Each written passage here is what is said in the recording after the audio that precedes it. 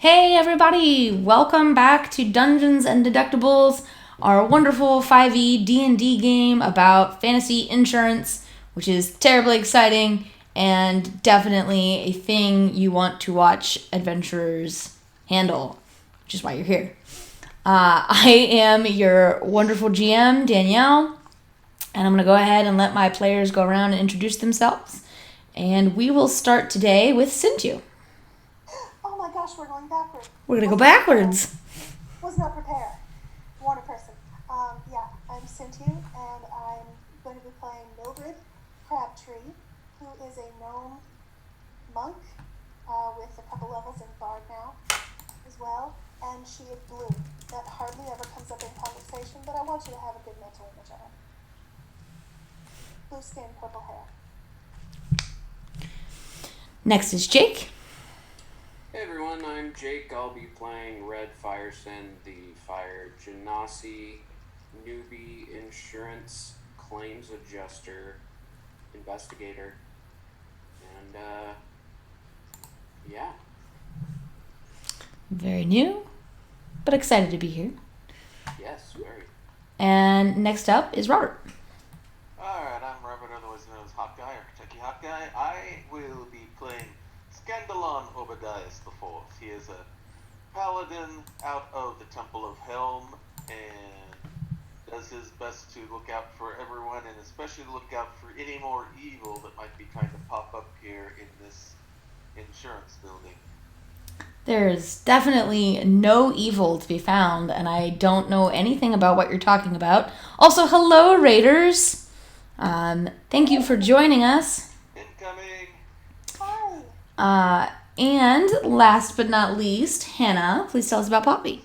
Hi, I'm going to be playing Poppy. She is a halfling warlock of mayhem.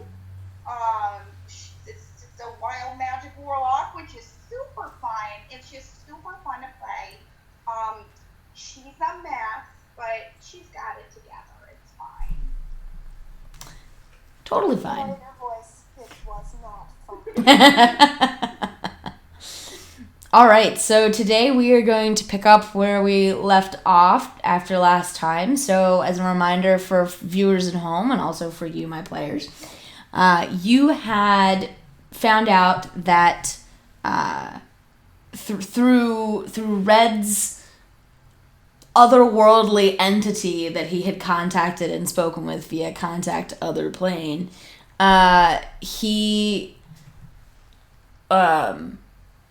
you guys knew that Quinn was not on the level and that he was lying. And so you had gone to talk to his secretary to see what you could get as far as information. She did give you a list of his business enemies. It was very long and cataloged.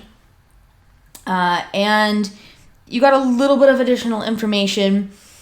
And when you were all talking outside, somebody, also Red, suggested the dream spell to use to convince Quinn to admit his guilt, admit that he was trying to defraud the company. And so you all kind of accomplished various activities over the course of the day, sort of leading up to the preparation for this spell. Red took a nap. Poppy, you went and had a nice look at your this strange sheet of paper with all of the stars on it that lists all of the patronees of mayhem that are still left at Waterdhavian Farms. And then you had a very disturbing conversation with Mayhem, your patron. There was some interaction in the records room as you went and looked at various other policies owned by Quinn. And we closed out the day with all of you gathering at Poppy's house for Red to cast this dream spell. And you basically pulled a Jacob Marley from Christmas Carol. So the goal was to show, the ghost of the future where if he admitted what he'd done, everything went right for him, and where if he continued to cover it up, then everything went horribly wrong. And you described, a series of consequences ranging from, I believe he lost all of his hair, to he got married to someone who was actually his own age. Things of that nature that would truly be terrifying to, this type of person. It was a natural 20, if I recall correctly, on the roll to intimidate or persuade him. I don't recall exactly which one it was. And you found out the next morning when you came into the office that you'd been removed from the case because there was no more case. He had dropped the claim. And so we pick up once again. It is in the morning. You are in your meeting with Karen, and she is handing you a new manila folder with your next case, which is what I will now give to the four of you.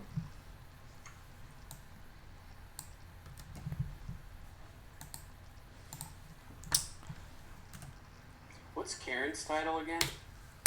Karen is, we'll say she is a claims manager.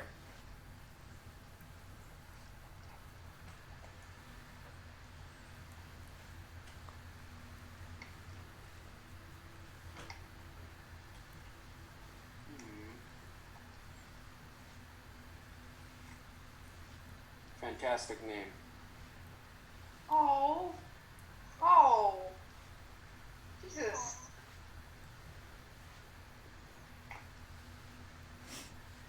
I read the name and I didn't read everything else. It's a little sad, but this is the world of, where raised dead is a thing.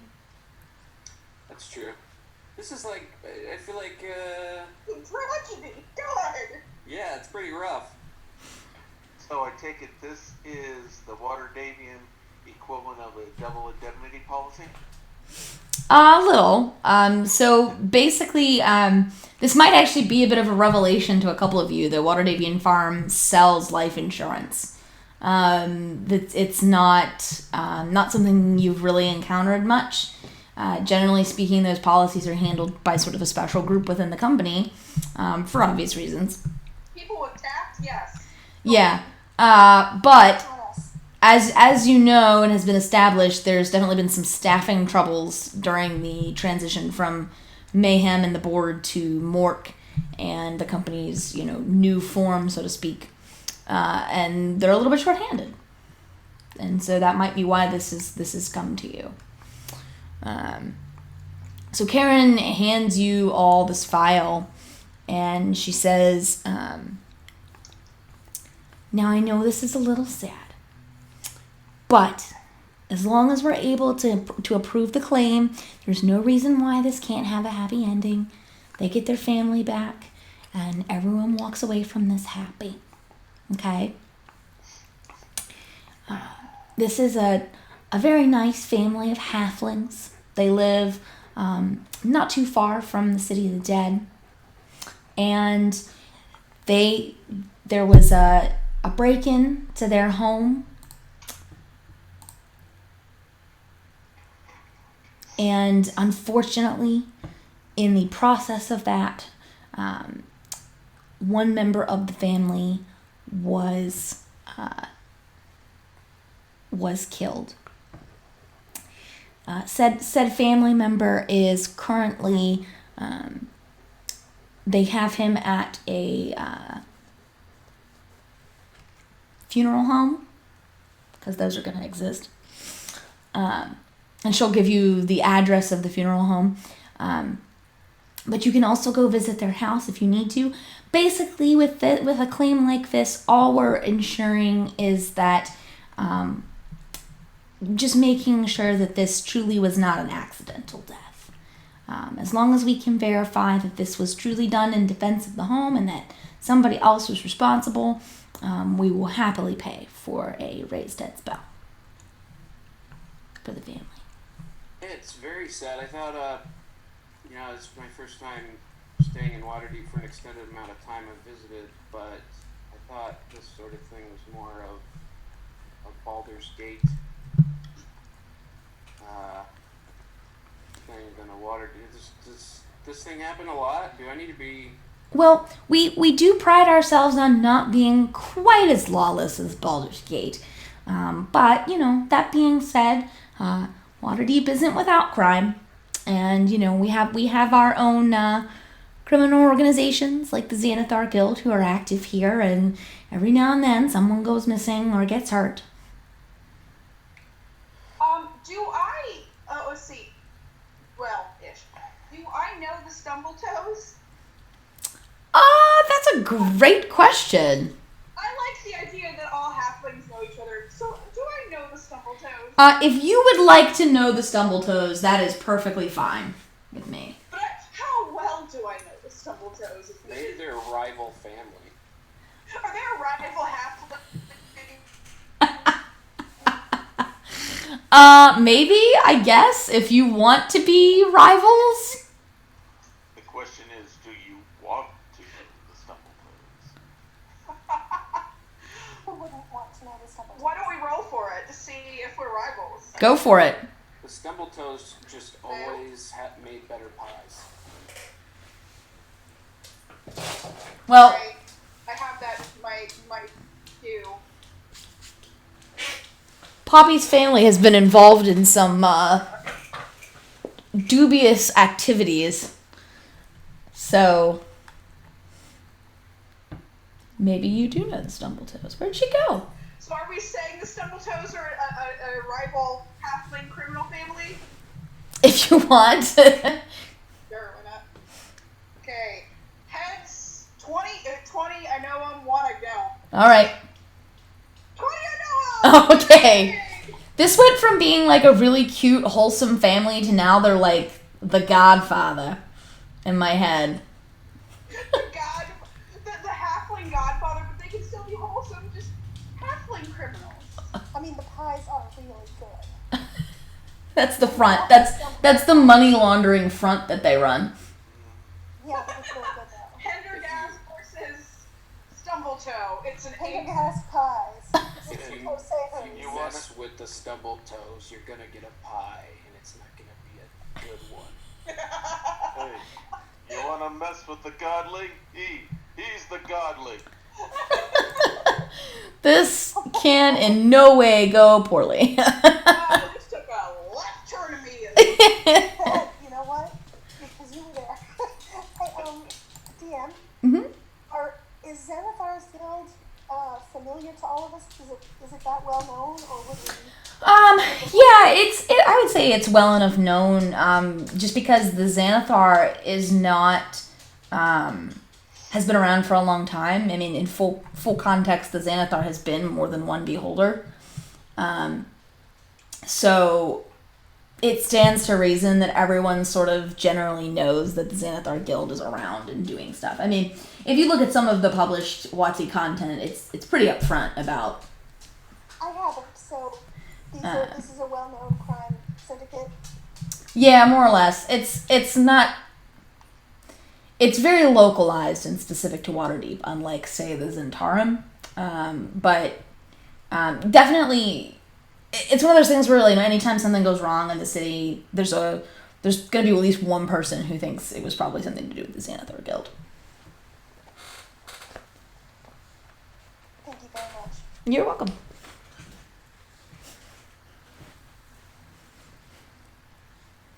So this was already paid out. Is that correct? No. So as Karen just said, the policy is different depending on the cause of death. So if it's an accidental death, the policy only pays out in cash, right? But if it is not an accidental death, if it is murder, manslaughter, or anything along those lines, there's a cash payment, but there is also a raise dead spell to bring the deceased back.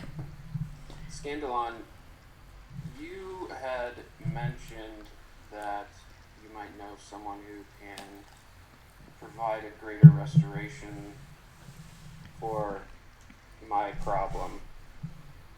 Do they do raise dead there too?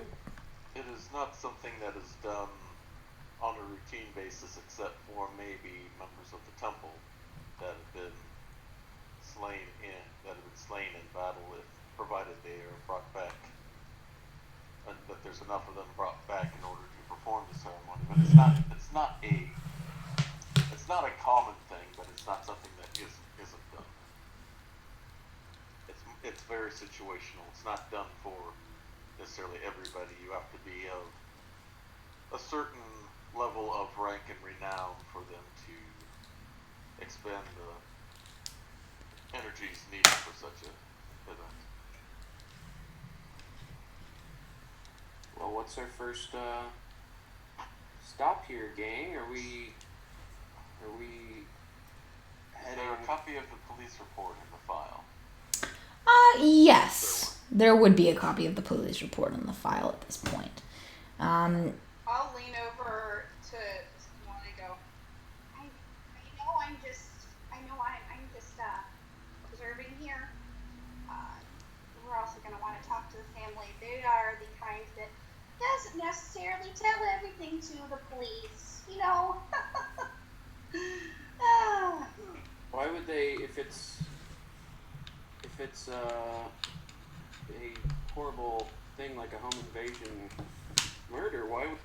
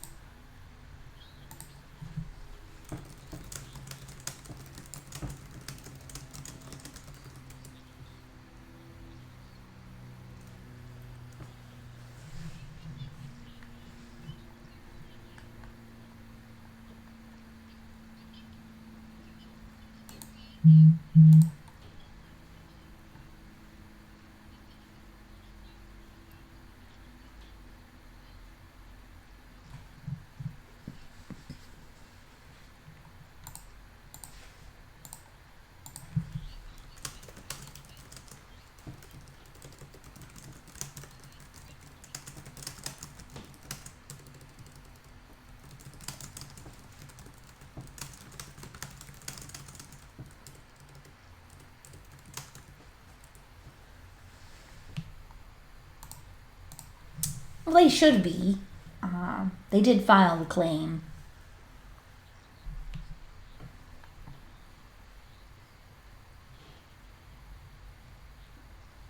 Oh! Yeah, funny you should ask. It's not a lot. The salary, I believe I set it last time at 20 gold pieces a week. 25. Yeah, actually, probably you would have gotten a raise because you have a different position now. So you are probably earning more along the lines of... no.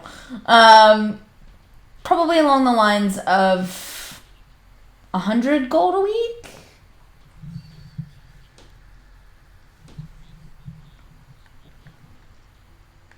Yeah, this is not quite as dangerous most of the time.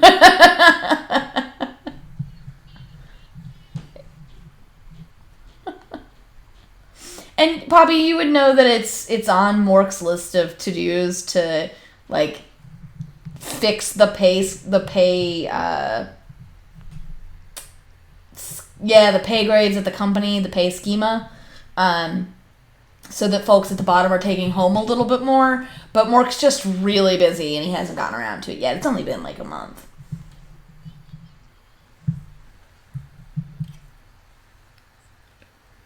Mm-hmm. Yeah, no, Magic is like the unofficial company mascot at this point.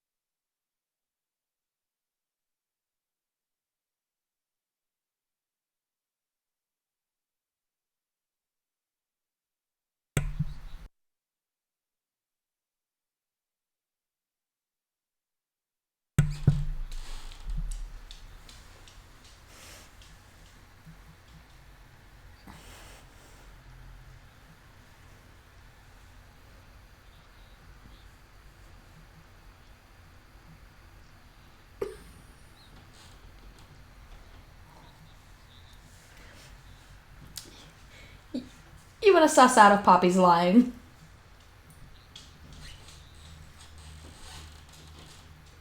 I mean, so let me ask you this. Poppy, are you lying?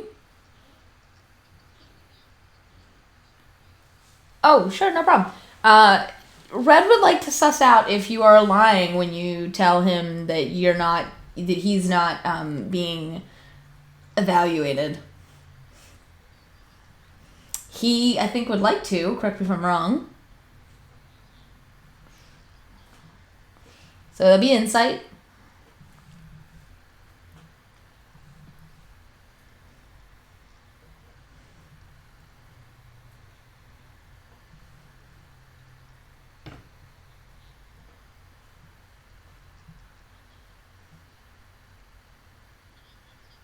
If you're actively trying to prevent him from knowing something, yeah, I would go ahead and roll deception.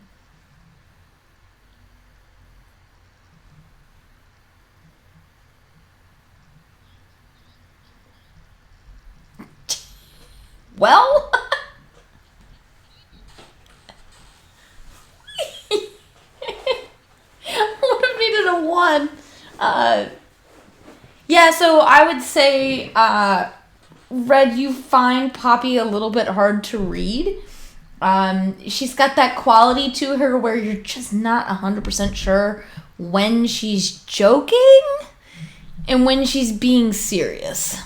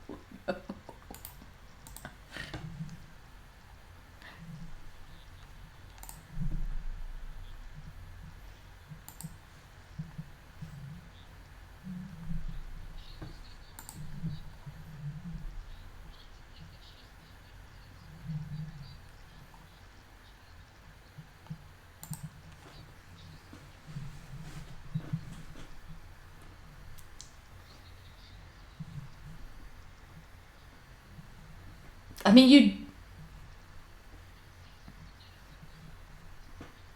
you went to a memorial service, yes. A very awkward one.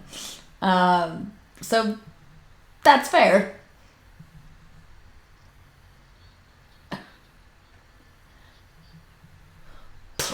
I was gonna say, no, you're on the hook for this. Please describe to me what your traditional halfling morning clothes look like, because I am wildly curious.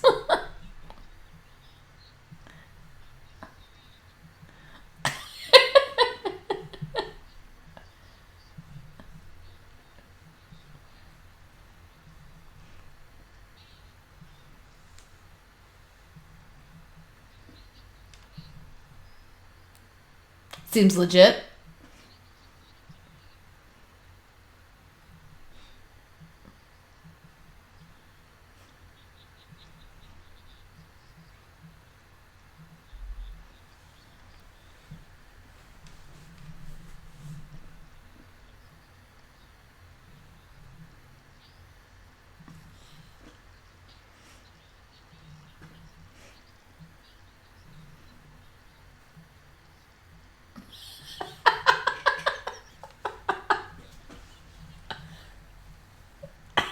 That makes sense. I mean...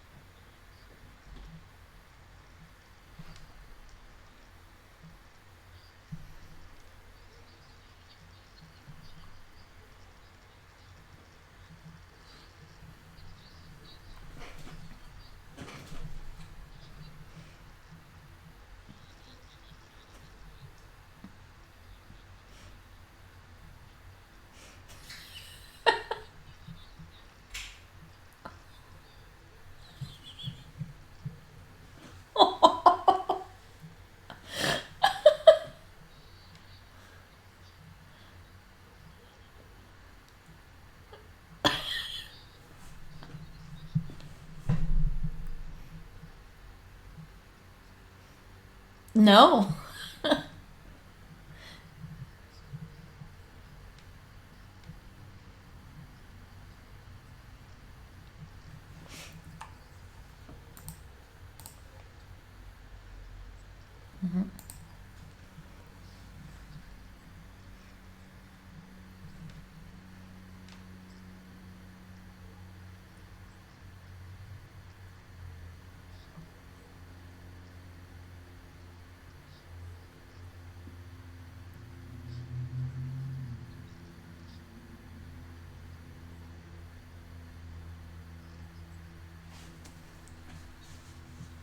This is like the dollar store version. Or I guess... Not the dollar store, the copper store.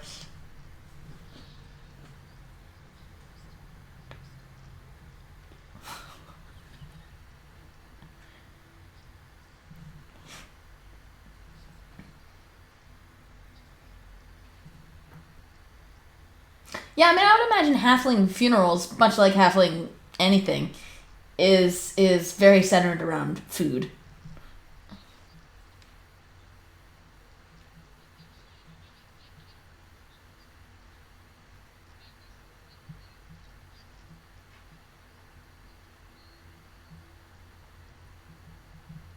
You broke up.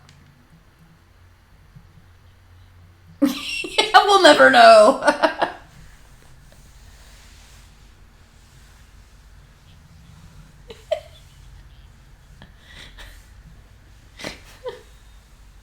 Yes, we can hear you now.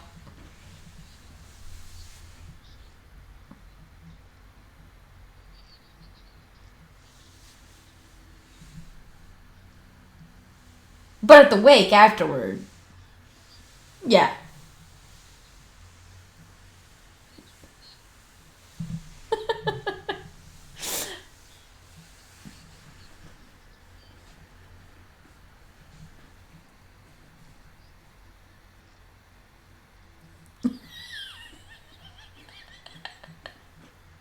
You're just gonna be sitting there in the service and you hear the crinkle.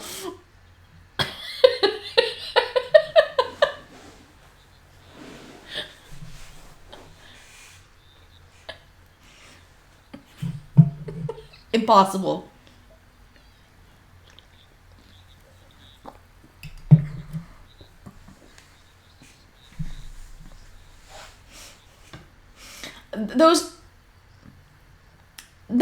Those mints have got to be God's idea of a practical joke. Like, otherwise, why would he let us invent them?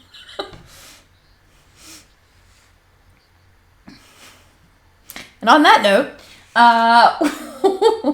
so two of you are in morning attire. Red and Scandalon, what are y'all wearing or preparing?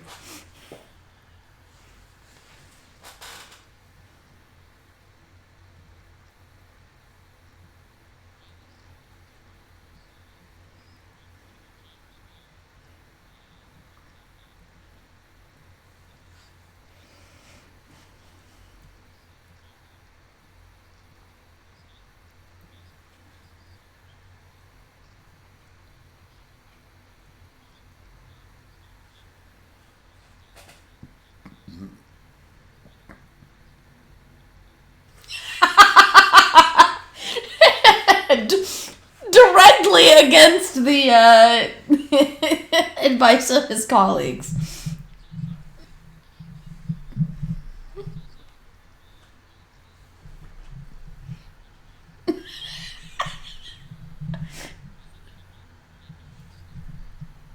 Yeah, I mean, and there's like, you could even go to one of the restrooms if you wanted and like barricade yourself in a stall.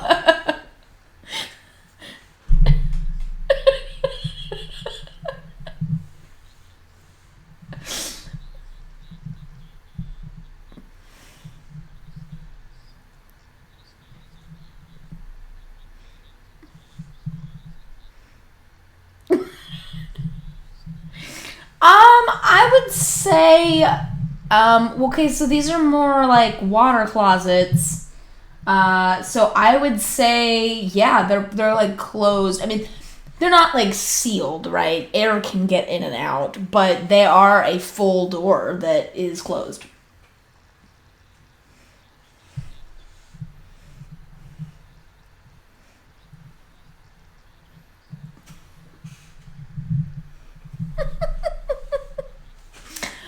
You don't see any kind of weird surveillance equipment. That would truly be creepy.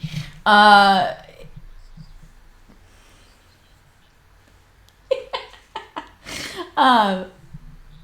like that. There is a little bit of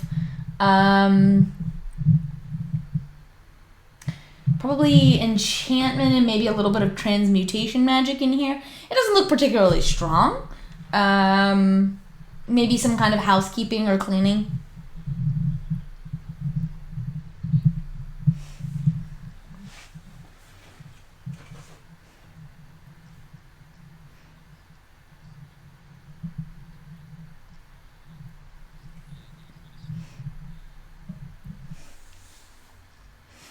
Okay. So you're in, the bathroom casting this ritual. Occasionally you hear footsteps come in and out of the bathroom, but nobody even bothers to like tap on your door. The sound of someone chanting magic in a bathroom stall, just not that strange at Water Davian Farm. This has happened before.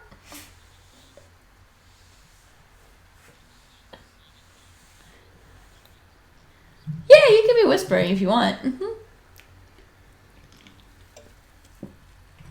And I am going to need you to make me that intelligence saving throw. For those of you playing along at home, Contact Other Plane requires an intelligence saving throw by the caster.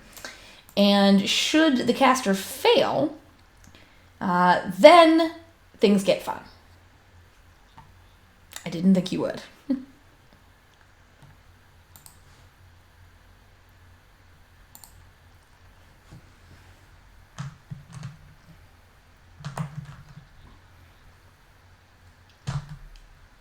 Yes, on the die alone, that's more than you need, plus, whatever your modifiers are, which I assume you have some. So, you are all good. And so you finish your chant, and you feel, that kind of door in the back of your mind open, and some other presence is there. You are aware of them. They are aware of you. You can kind of feel them stirring.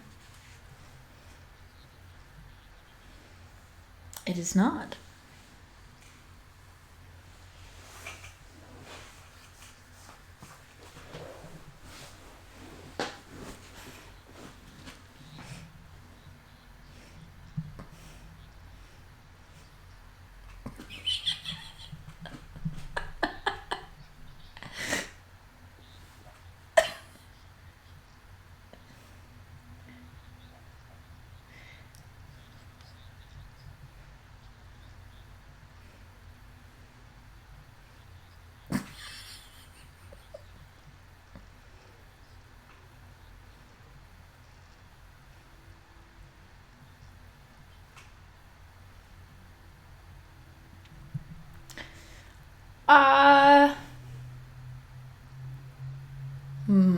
God, I could give you so many answers.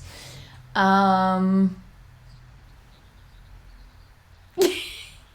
a really long pause as whatever creature you're speaking to contemplates what they would like to say back to you.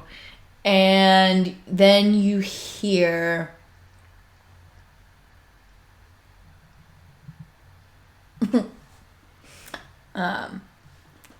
tired.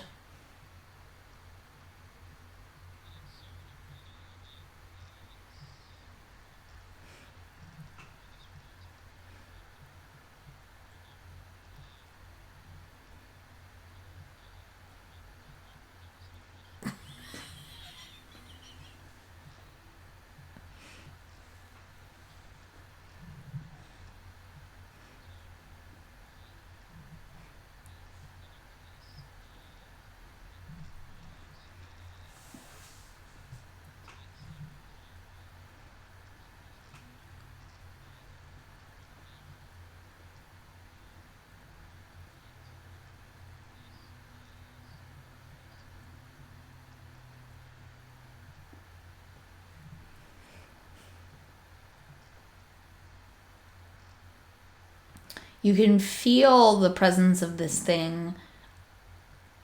It's unpleasant because it feels like as you have repeatedly contacted this thing, whatever it is, you have exposed more and more of your psyche to it. And so when you ask this question, you can almost feel it rooting through your thoughts, trying to gather whatever information you have.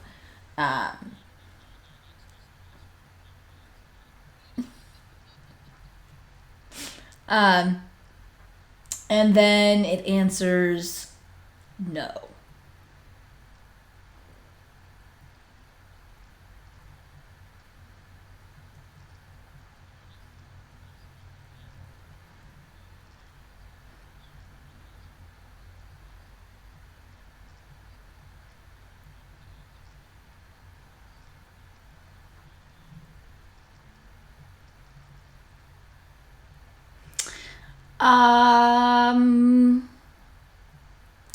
It says voluntary.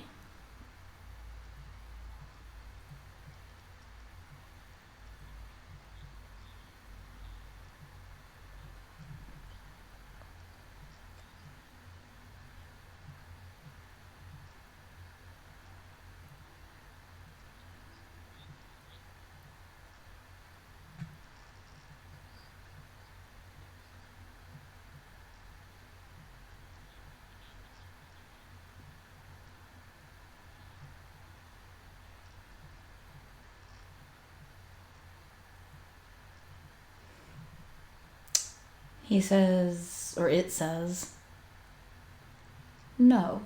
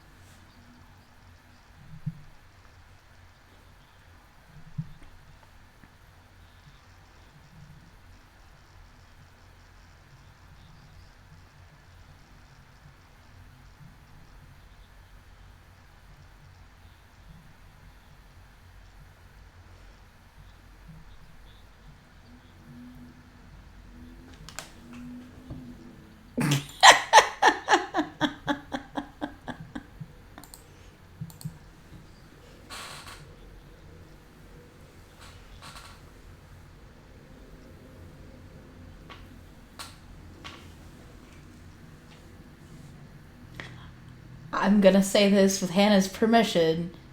The creature says, absolutely.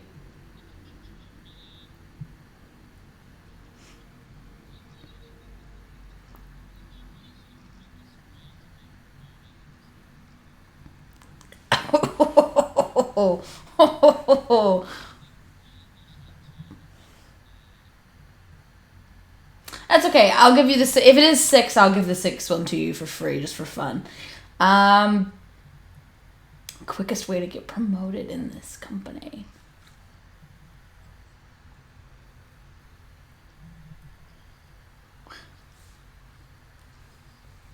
Yeah, I know. I was gonna go with the historical answer. So, murder.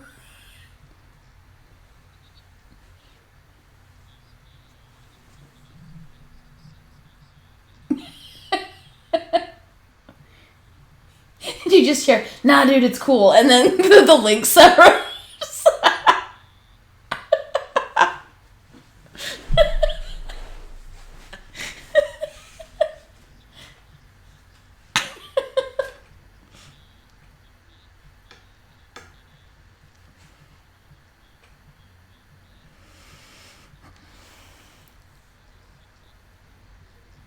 That's a great question. Make an Arcana check for me. You've contacted this same being a couple of times now, so I think it's reasonable for you to try to start to glean what it might be. They don't, and they are, which is an interesting conundrum.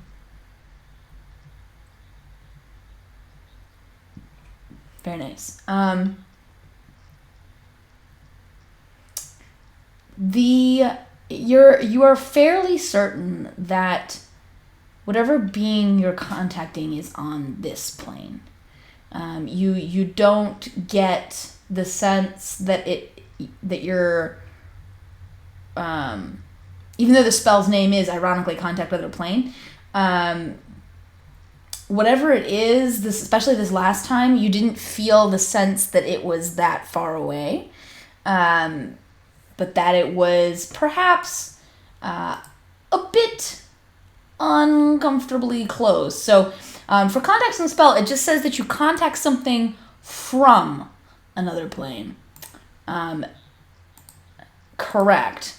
But they are not presently on another plane, you don't think.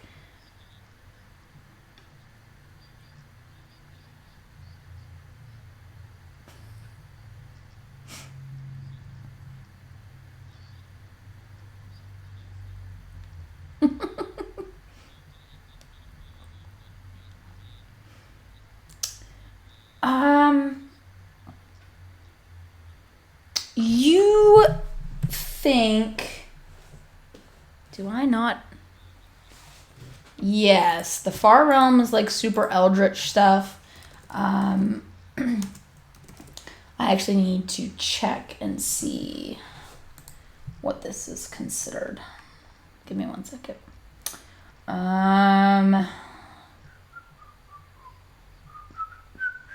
You are very, very sure that it is not a celestial. Yeah, the feeling you are getting off of it is not. You do not think it is that. Be a lot more pleasant if it was a celestial, shall we say? Someone in chat is saying that there's something wrong with the sound settings and only the DM is audible. That's not good. Hang on, team. Let me see if I can figure out what is going on.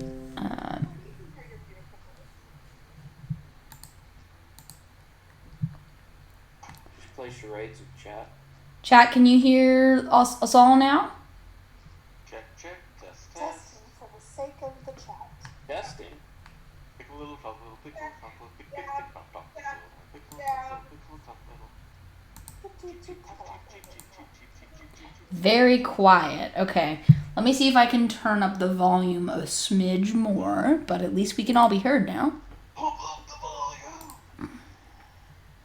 And if if the four of you could turn up your mics a little bit as well, that would be great. I can. Not know if I can or not. Need to hook up my microphone. Settings. Check. Alright, I got mine cranked up. Yep. What's the level of my mic? Okay, so that's the thing. Bad path signal. How about now? Can you hear me now? Y'all have all been very quiet for me today, so I have the setting in Zoom for automatically adjust the gain. So can you guys talk for me? Yeah, my Zoom is not really picking you up. Hang on. Like you Already. Okay, this might be better. Let me know if this is a little bit better, chat. I think Okay. I may have solved the Oh, issue. that is, they say. Oh, that's good. Perfect. All right, cool. Hear all of us. This is what I get for scrambling my entire audio system in between sessions. Thank you for letting us know. So, should we recap or no?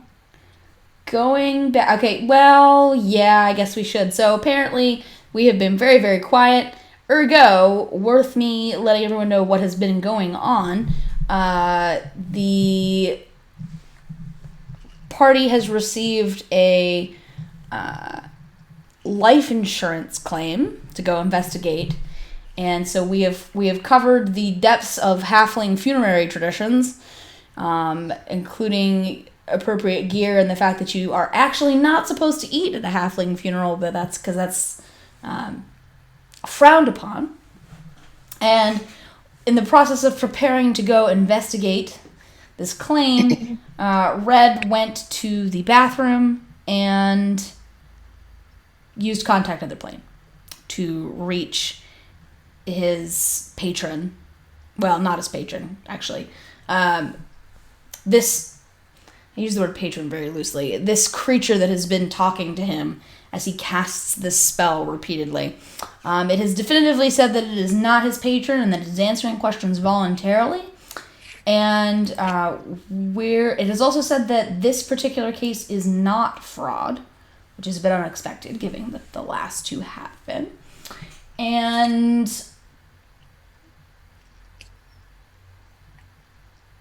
so you had asked if you could sense what it was. We've established that it is, whatever it is actually not on another plane. It is on this plane, we think. And it is definitely not any kind of celestial or anything like that. It is... Can I help?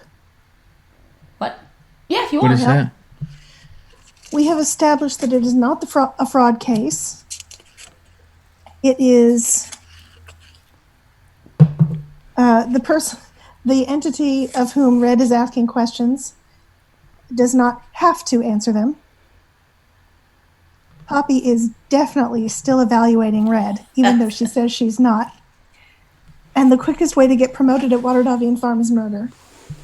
These are all accurate. That's all of them. And he's feeling tired.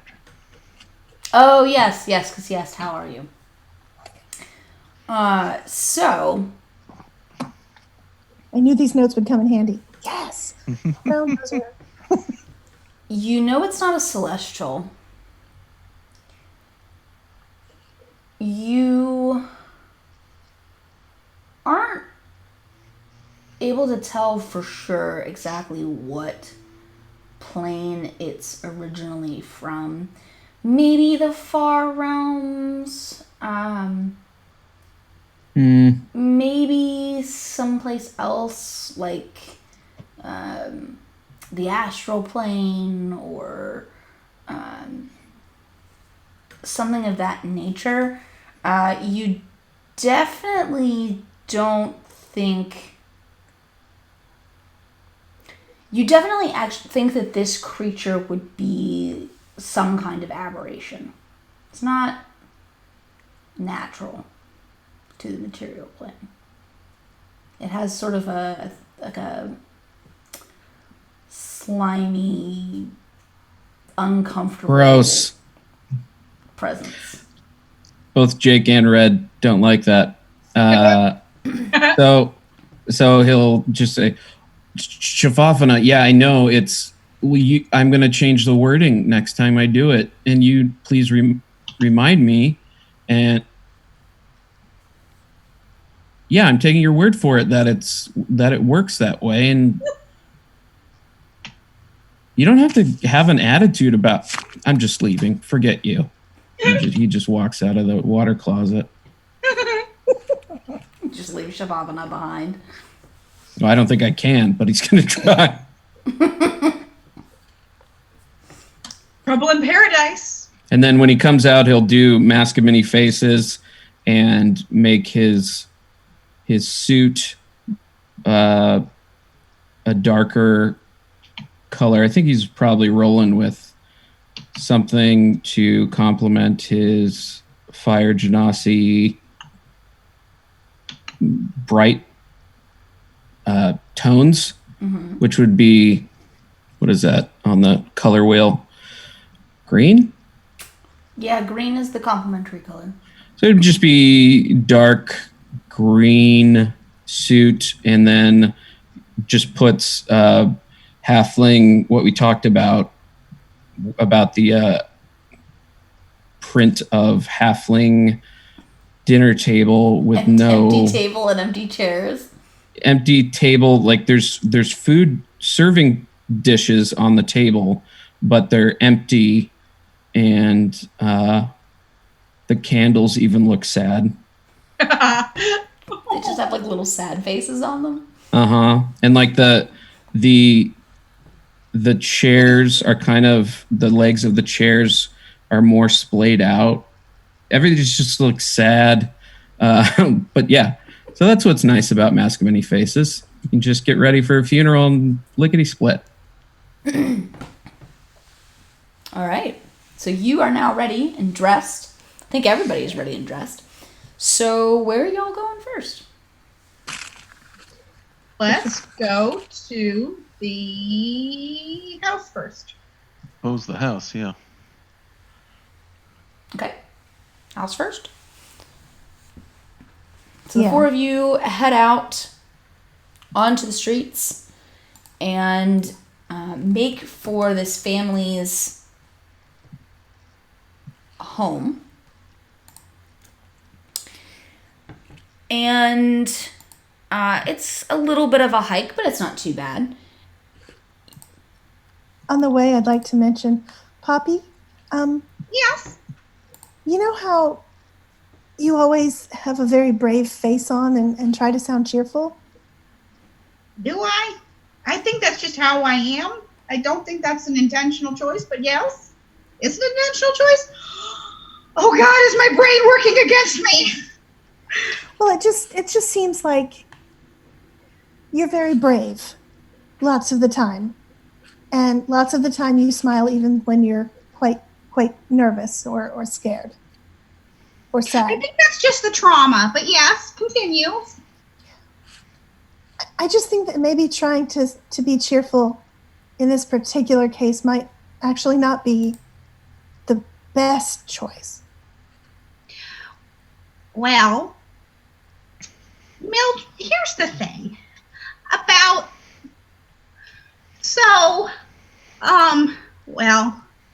we're about to step into a complicated situation for me work-wise. As the HR director, I think this is like totally against policy, but we're going to do it because it's an adventure every day. Oh,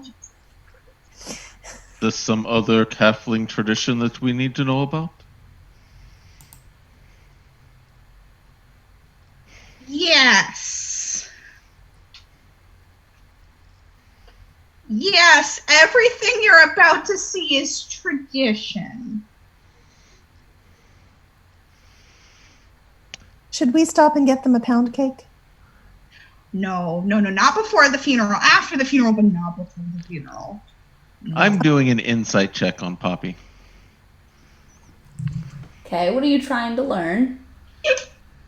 I want to find out how much of what she just told me is unadulterated Bolshevik. Okay. It's Insight Check Poppy Day. You may roll your insight, Poppy. If you are trying to BS anyone here, go ahead and roll deception. Half of that was bullshit and half of that was truth, so I don't know what you want me to say for this one, because I don't know what... In that case, what I'll say is... That was a melange of truth and fiction, as one will. Let's see what Scandalon rolled, and we'll judge based off of that. 15. 15, that's pretty good. Some of that was true, but a lot of that one is she is covering her own ass. That's what I thought. Yeah, I'd say you'd probably be able to pick out a couple of the very specific things that Poppy is CYA. Mm-hmm. Do we even know that there's a funeral going on right now? Are you asking me that? No, I'm talking to the group. As far as I know, we're going there to investigate for the policy. We weren't told if there was an actual funeral going on right now or not. Since they're waiting to see if they're going to get the raise the dead spell as part of their claim, obviously any kind of funeral would probably be delayed until they knew if they are going to be celebrating if they're going to be mourning a death or celebrating a resurrection. Point of fact, I have a spell in my book that allows me to talk to dead as well. So if we can get Ted alone, Or we could just talk to him after we raise dead. Word? What's that? We could just have a word? Yeah, we can ask him a few questions, I think. I believe it's... I don't think we can wait because we have to decide whether he gets a resurrection spell. Don't we? Yeah, and this would be part of the thing. Like, we ask him... Right. Who killed him, and maybe have Poppy there as well talking.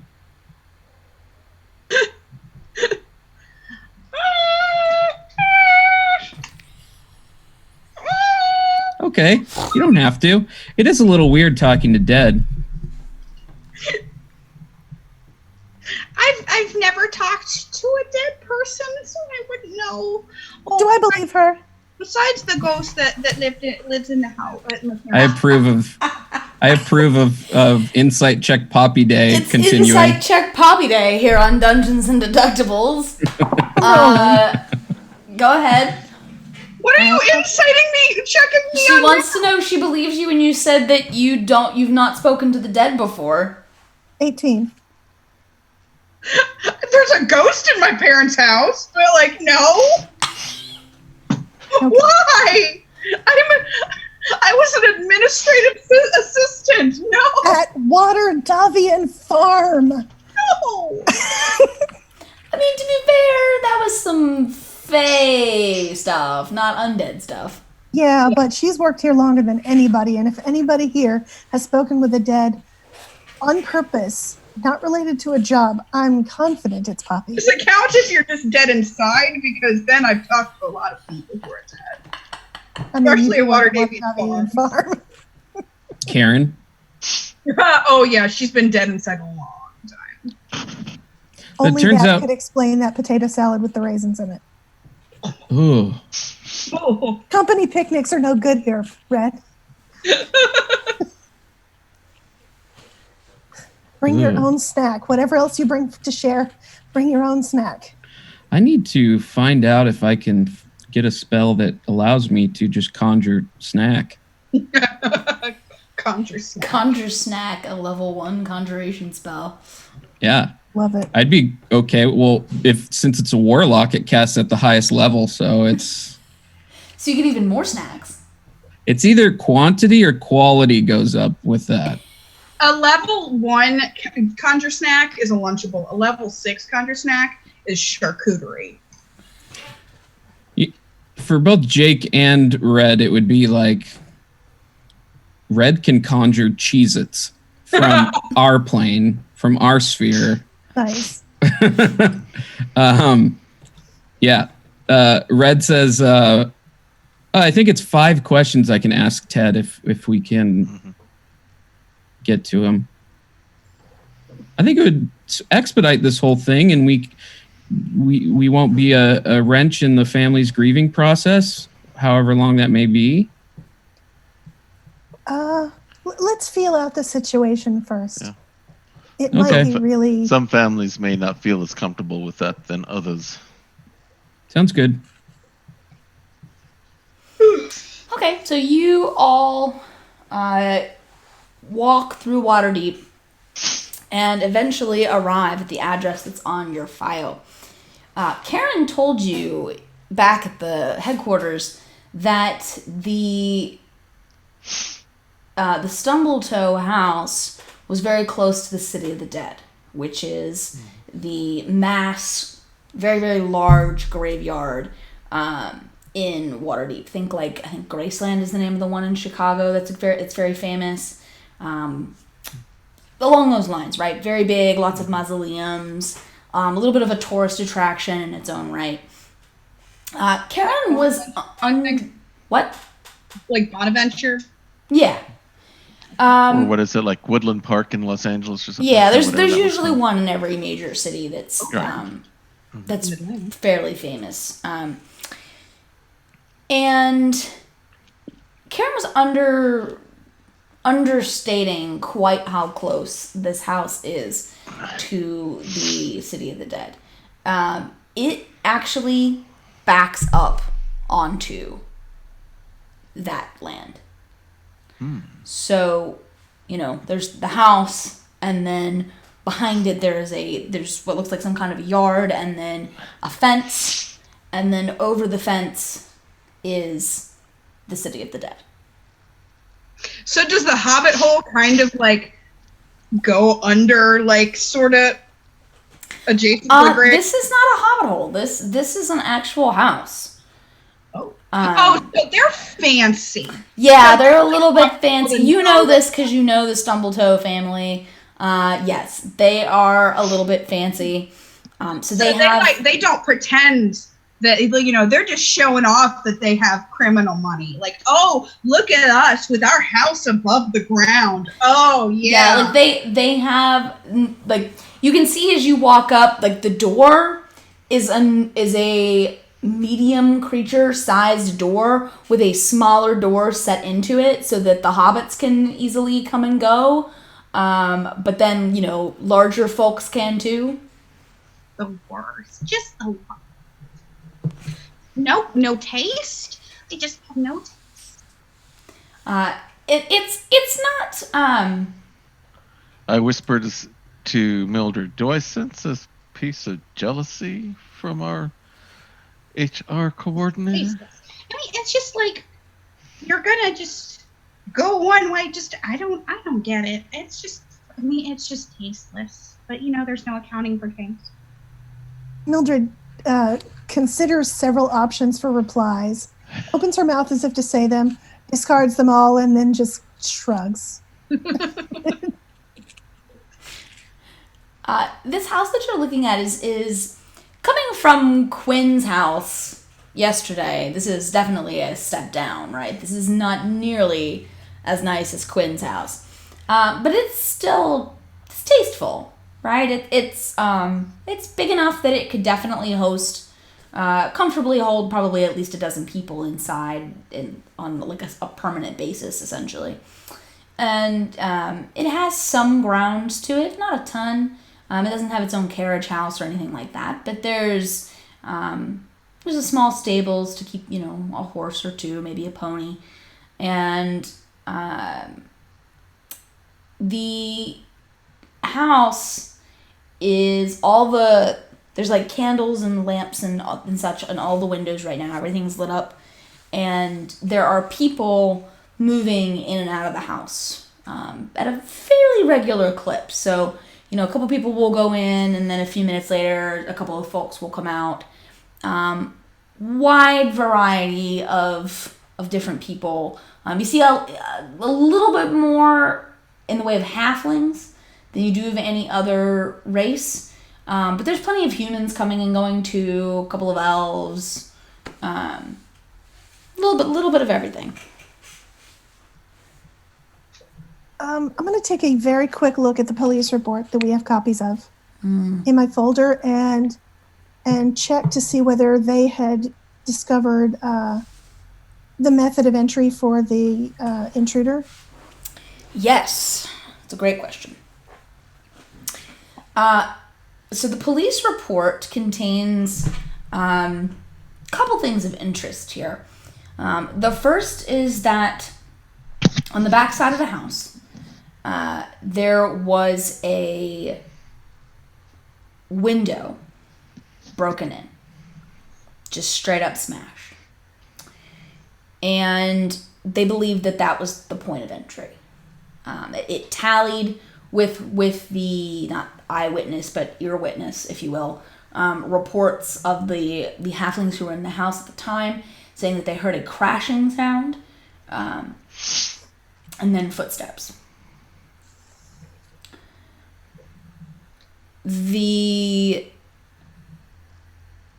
police report includes the written statements from various members of the family. The general gist of it is that they heard this crash, they heard footsteps, they have a safe room or a panic room, and all of them went there except for Ted, who said that, he would go take care of the problem after he made sure that everyone had made it to the safe room. And so they locked themselves in, and that was the last that they saw of him alive. They remained in the safe room for a couple of hours, eventually emerged to see if the danger had passed, and that was when they found Ted. He was in the study of the house, and he was lying on the ground with a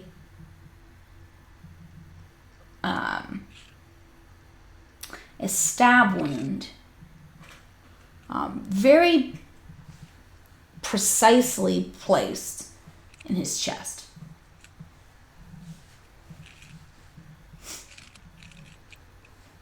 Imagine a safe room in D&D is made of adamantium and maybe has a anti-magic component and... Yep. So you're proficient in Arcana, right, Red? Yeah. Yeah, so you would know enough to know that safe rooms, I mean, they're not uncommon, especially amongst powerful people or people who know that they have some enemies. Adamantine lining, usually some kind of anti-magic field dampening them. In a lot of cases, they'll have like alarm spells or glyphs of warding, things like that as more of an offensive capability. They will typically have an arcane lock in addition to a regular lock of some sort. Generally something that can be barred from the inside so that it can't be picked from the outside. They're usually enchanted so that, as I said, it's an anti-magic field around the exterior, but they're also enchanted so that they can't be teleported into or misty stepped or anything like that. Truly a place where you cannot get. And probably like the more expensive ones are like a demi-plane or something. Some are, yeah, because that would prevent anyone from kind of going around it to try to force their way in. Right. Super cool. God, that's really cool. Demi-plane cool. Panic room. Do we have a layout of the house in the police report or in our insurance forms? There is not a layout of the house in the police report. I'm going to say there isn't one in your file either, simply because this is not a property claim. Yeah, we should have checked if they had a home insurance policy with us. I'm sure there'd be one in there. Yeah, like if you were looking at a property claim or the property insurance, you probably would have some kind of floor plan or at least some kind of information about the property. But because this is not that type of claim, it's not in there. I'm trying to think if I missed anything else in the police report.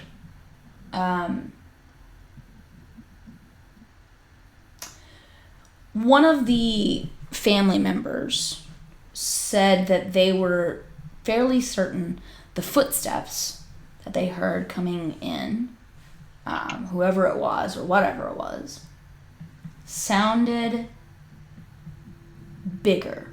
So medium or large sized creature.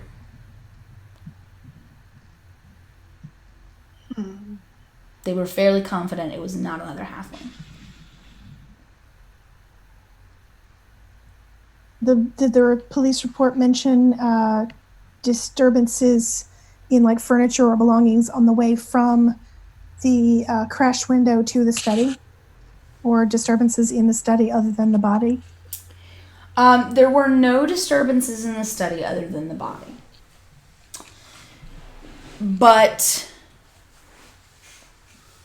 there were in the kitchen, in the room where the window was smashed in. I don't know why I'm thinking it's the kitchen. It's not. It would be the dining room. Where the window was smashed in, there was a tiny bit of blood. And the police report notes that they think there might have been more, but that whoever did this cleaned it up and simply missed a little tiny bit. The other thing that the police report mentions is that there are tracks in the yard. And the tracks in the yard looked like whoever or whatever it was came over the fence from the City of the Dead. Ooh.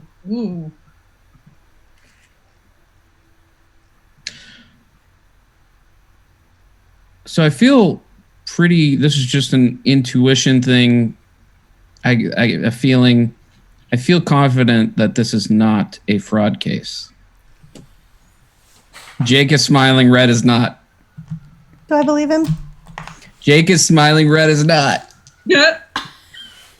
I'm not even looking at the smile. I'm listening to the tone of voice. And the fact that you felt the need to clarify that it wasn't anything but intuition. I mean, Fair. It seems like today we're just going to roll insight checks against each other. The I insight. mean, we're all shifty. Oh, no matter what I add to it. Well, I rolled a 12, For yourselves. but I have Or a 11? +5 deception. Yeah, with a +5 deception, I think, taking him to a 17, I think Red's going to get away with this one. You believe him? I do believe him. Okay. He's just being positive, just being optimistic. Well, Water Davian Farm will smash that out soon enough. So are we inside the house yet? No, you are still outside the house, Okay, watching so these outside. people go back and forth, in and out. I'd like to go check out the tracks, if I may. Perhaps we should introduce ourselves before we go trekking True. around in someone's backyard. That I'm is gonna true. go to the front door, and I'm gonna. It's just a little bit of a mixing business with. I'm not gonna call it pleasure because that's not what it is. Not business. So,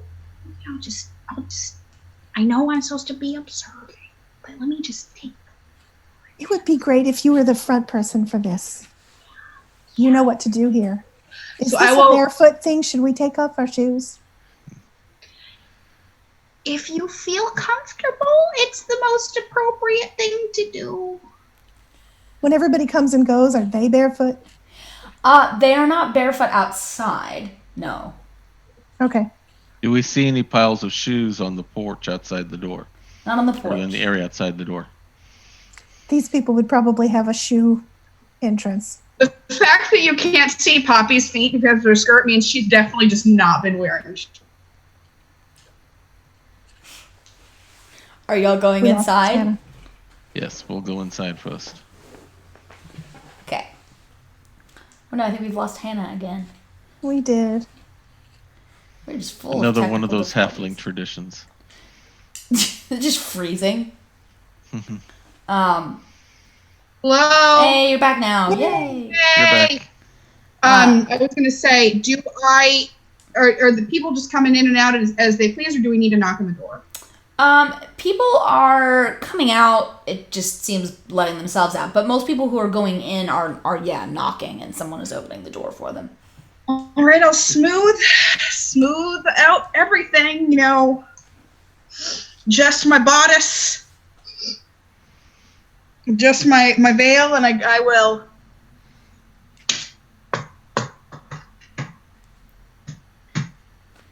The door opens, and you see a halfling wearing a pretty nice. And I want to be clear here. He opens the halfling door because Poppy was the one who knocked, and she is at halfling height. And he opens the halfling door, and he's wearing sort of like a butler's outfit, almost like a nice suit. And he looks at you and he says, "Are you here to pay your respects?" A little bit. Could you let the lady of the house know that Water Deviant Farms is here, but also Poppy Pendergast. He says, I will let her know.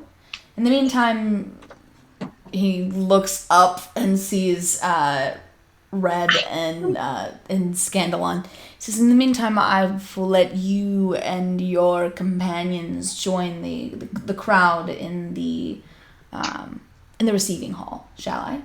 Excellent. Yes, we are. Thank you. They are. I'm just HR. I'm doing a thing with them, but we'll just go inside. He opens he closes the halfling door, and you hear like a little bit of a rattle on the other side, and then he opens the larger door to let the four of you in. Once the doors open, you do see that there's like a small foyer type area where there's like a little rack for shoes to be placed. I float by the shoe rack. Are the shoes present? Yes, there are tons of shoes on the rack right now. Mostly halfling sizes or everybody sizes? All different kinds of sizes. Okay, then I will unshoe because that's the right thing to do. Okay. I will as well. I will as well. Although I'm partially tempted to just disguise self my feet, but take them off. It's up to you. It's okay. You guys unlace your boots or shoe high heels, whatever you've got on, and put them in the shoe rack. The butler conveys you a little ways down the hall to a large chamber. It has furniture in it, like little couches and chairs. Most of them are along the exterior, but there's one or two in the middle. And this room is pretty full of people right now. All of them are wearing morning black. All of them are barefoot. You see no sign of food in this room. However, there are alcoholic beverages being consumed by various people in this chamber. I would say the breakdown is about 60% halfling, 40% non-halfling. Well, yeah. How high is the ceiling in this room? Great question. The ceiling in this room is 10 feet high. Okay. So you have no So I trouble don't have to standing or anything like that. In a halfling home, they are rich. It definitely seems like, even though this is a halfling home, it seems like they have company fairly frequently that is not halfling. So while the majority of things like the couches and such are halfling sized, there are chairs scattered throughout the room that are more appropriate for a larger physique. Tacky, honestly. It's just completely obvious now that there's some history between Poppy and the Stumbletoes, right? Seems to be. She's certainly not making any secret of her disdain. Okay, I'm gonna go up to Poppy and say, Poppy, if you think it would be best, I don't know how you. Seems like maybe someone you don't get along with the Stumblefoots or something. But if you feel Stumbletoes, they're the Stumbletoes. Stumbletoes. If you feel like we should take lead, we can do that. I'll just sit here and take my notes. I mean, but look at the finish on the chandelier, and it's way up there. And who does brass anymore? And I was talking to my mom the other day, and I was just saying, did you see what they were bringing in? There's no reason for it. There's just no reason for it. I totally agree. Mildred's trying so hard to shush Poppy just in case. She's trying. She's doing like the funeral mother. Yeah. And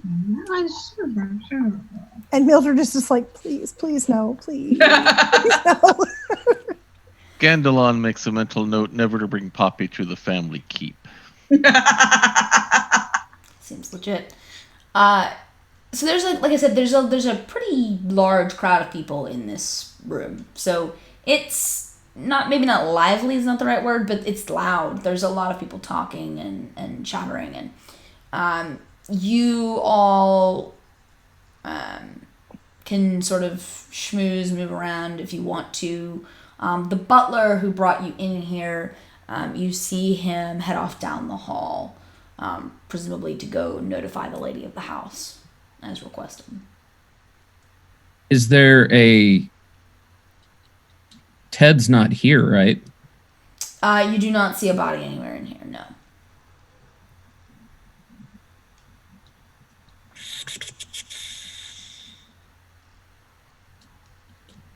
My guess is the body would be lying in state at a temple, waiting for a cleric to come by to do the resurrection, or to be prepared for whatever the halfling traditions are for a proper burial.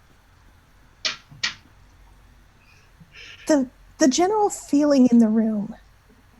Am I getting a lot of, poor old Ted, I always liked him, or am I getting somberness or subtle crowing inside of like, finally one of these, rich bastards got theirs, or like what's the general atmosphere? Make me an insight check, just to get a read on the room. This die is like, you're gonna roll me again for insight? 8 total. I have no idea. You can tell the room is more somber, but you're not quite sure why. Okay. You're not sure if that's a great respect sort of thing, or sadness. Yeah, or sadness, or what exactly that is. But the mood is it's not particularly jovial in here. Okay. And are there any conversational snippets that we can hear, or is it just noise? Mostly just noise. If you want to spend a few minutes deliberately going around and trying to listen in on conversation, that's up to you. Yeah. Okay. Yeah, I would as well, in a different direction. I will walk around the room a little bit as well, but mostly to see if I can see if the study is accessible from here or not. Okay, I'm going to have all three of you roll perception for me as you walk around trying to just sort of listen. That's freaking... I would like to do that too. Sure. To 6.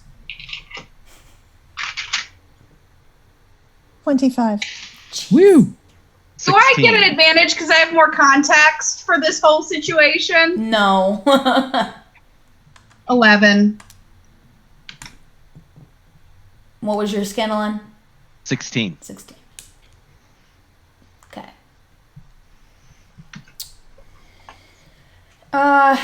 Red, you got nothing.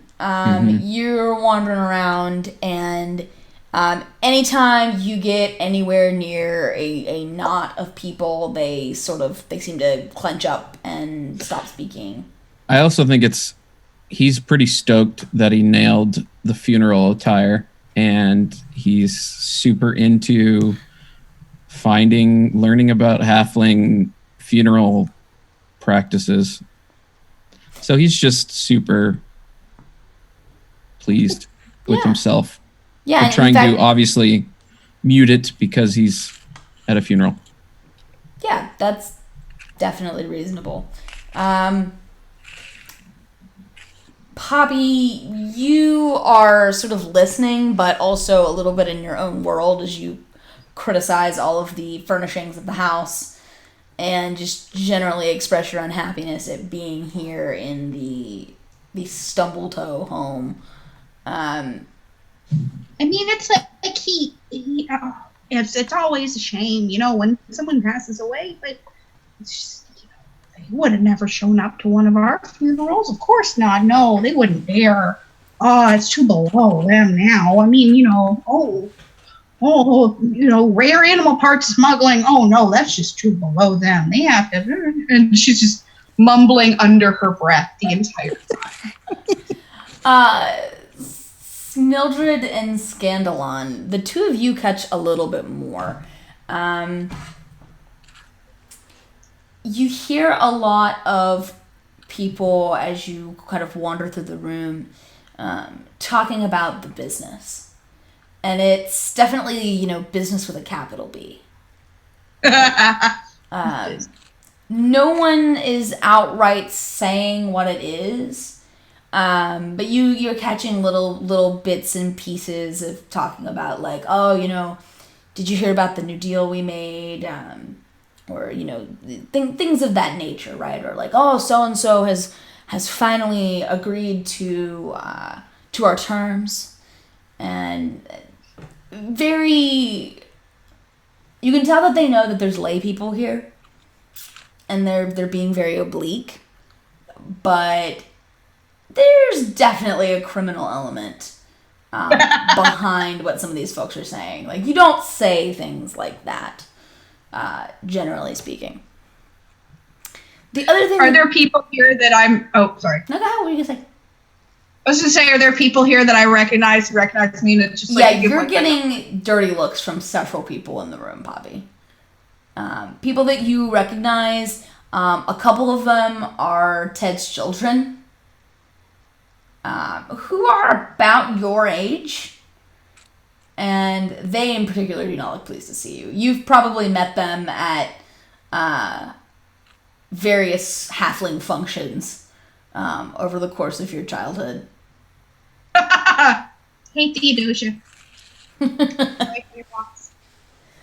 And they're just sort of glaring at you over their drinks.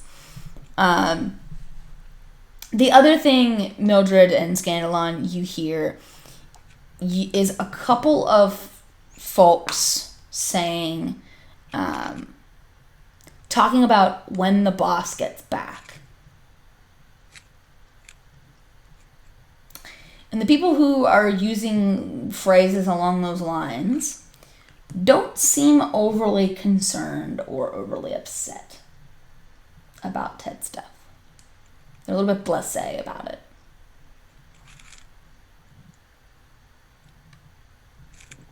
Mm-hmm.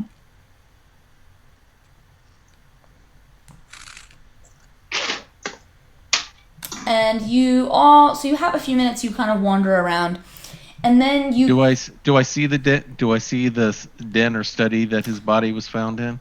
You do see here? Some doors leading away, but nothing that looks like a study is visible from this room. All right. After a minute or two, there's sort of a ripple passes through the room in the conversation, right? And everyone's attention shifts. At the far end of the room, you can see that a very beautiful... Glamorous is not a term you often apply to halflings, but this halfling is glamorous. She is dressed in black, but you can see that everything she's wearing is of particularly fine material. The veil that she has on is like the most beautiful lace you've ever seen. And it's so fine, it's almost not there. Her dress is perfectly fit to her.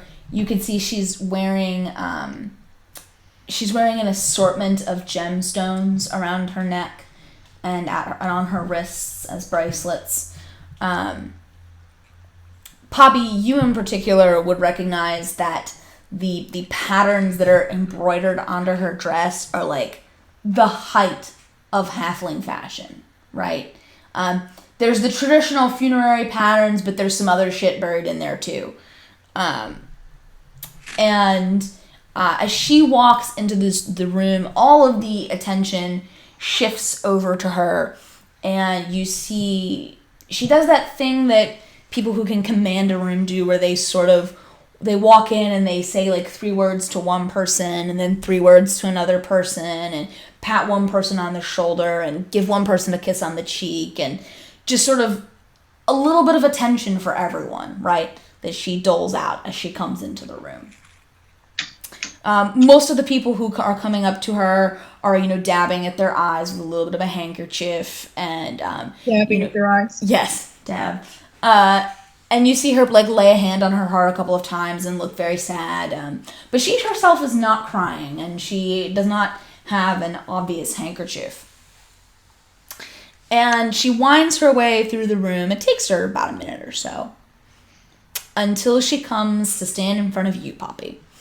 And you recognize her as Miranda Stumbletoe, Ted's wife. And she looks at you and she says, Is it his first wife? It is his first wife. Okay. Yeah. I was going to ask if this was a first wife or if this was a trophy halfling. A trophy halfling. No, this is his first wife. And she comes to stand in front of you and she says, my. I didn't realize that the Pendergast family would be sending a representative today. I'm very sorry for your loss. It's always sad to see someone in the community go. Miranda. She says, well, thank you. It means so much more coming from you. On that note, I am actually also here. This is kind of a dual purpose. You know how recently I've been, I'm sure you haven't heard, you're so busy all the time, but with your redecorating and all, I am now, yes, don't you like it? We called in all of the best designers in Waterdeep. Oh, it's lovely. Recently become high-level management at the Waterdeepian Farms, and today... you congratulations! Your parents must be so proud. So today we have the people that are going to be working on your husband's case. And are you part of that team? No, I just, considering the situation, I figured it would be proper for me to guide them in the most delicate way possible for this situation. And I look at everyone and I look backwards and I go, is that face where you're like, just go with it, turn around and turn back and go, they'll take care of you. It's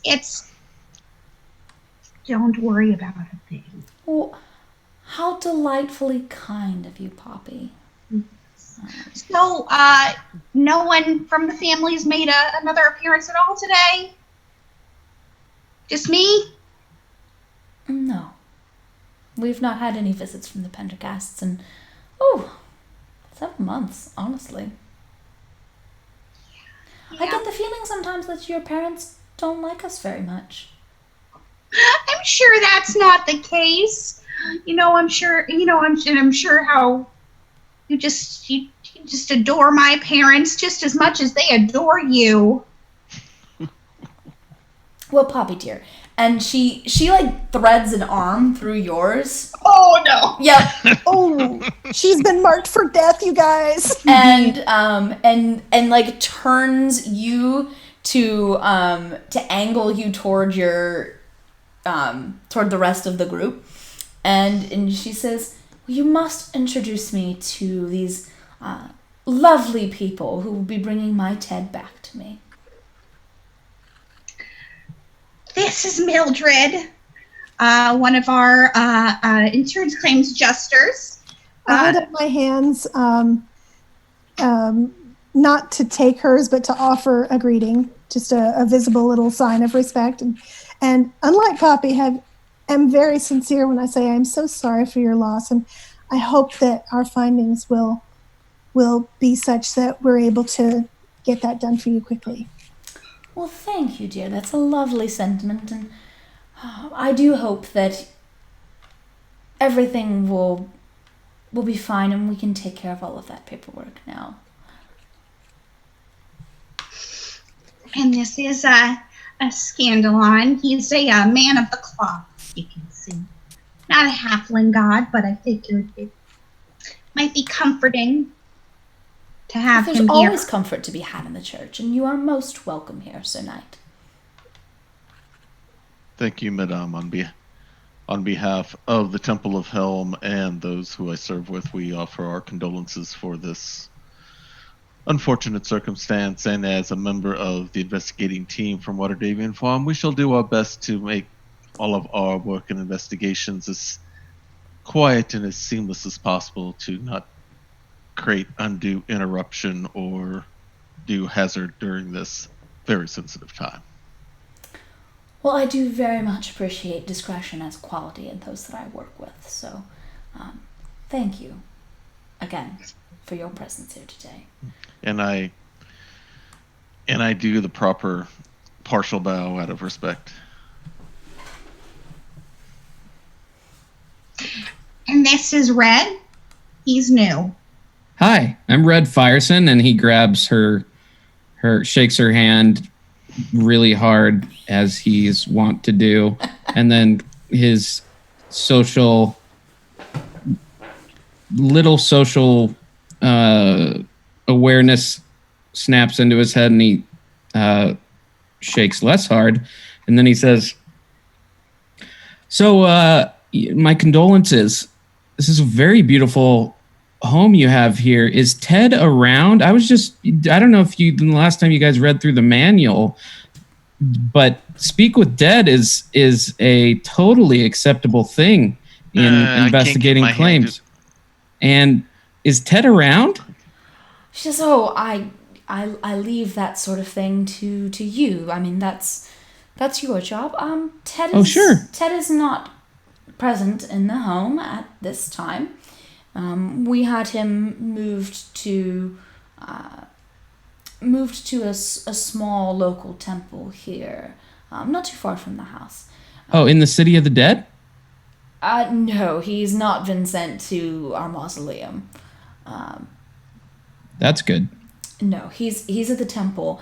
But we figured that was a safer place to keep his body, where the clerics can ensure that there is no decay.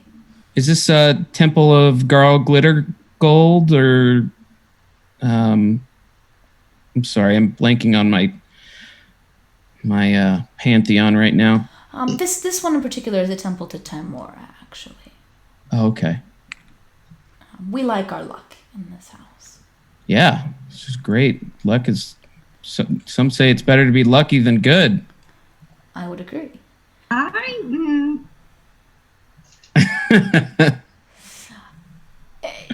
Is there anything you need to see in the home, or do you prefer to go, as Red said, cast your Speak with Dead spell?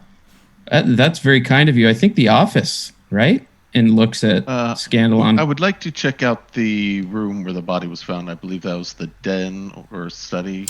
Ah, yes, Ted's study. Certainly. But madam, if I may, we don't want to distract you from your contemplations on this day. Is there an employee who might be able to see us around so that you can continue receiving your condolences? I'm sure one of my servants can handle that.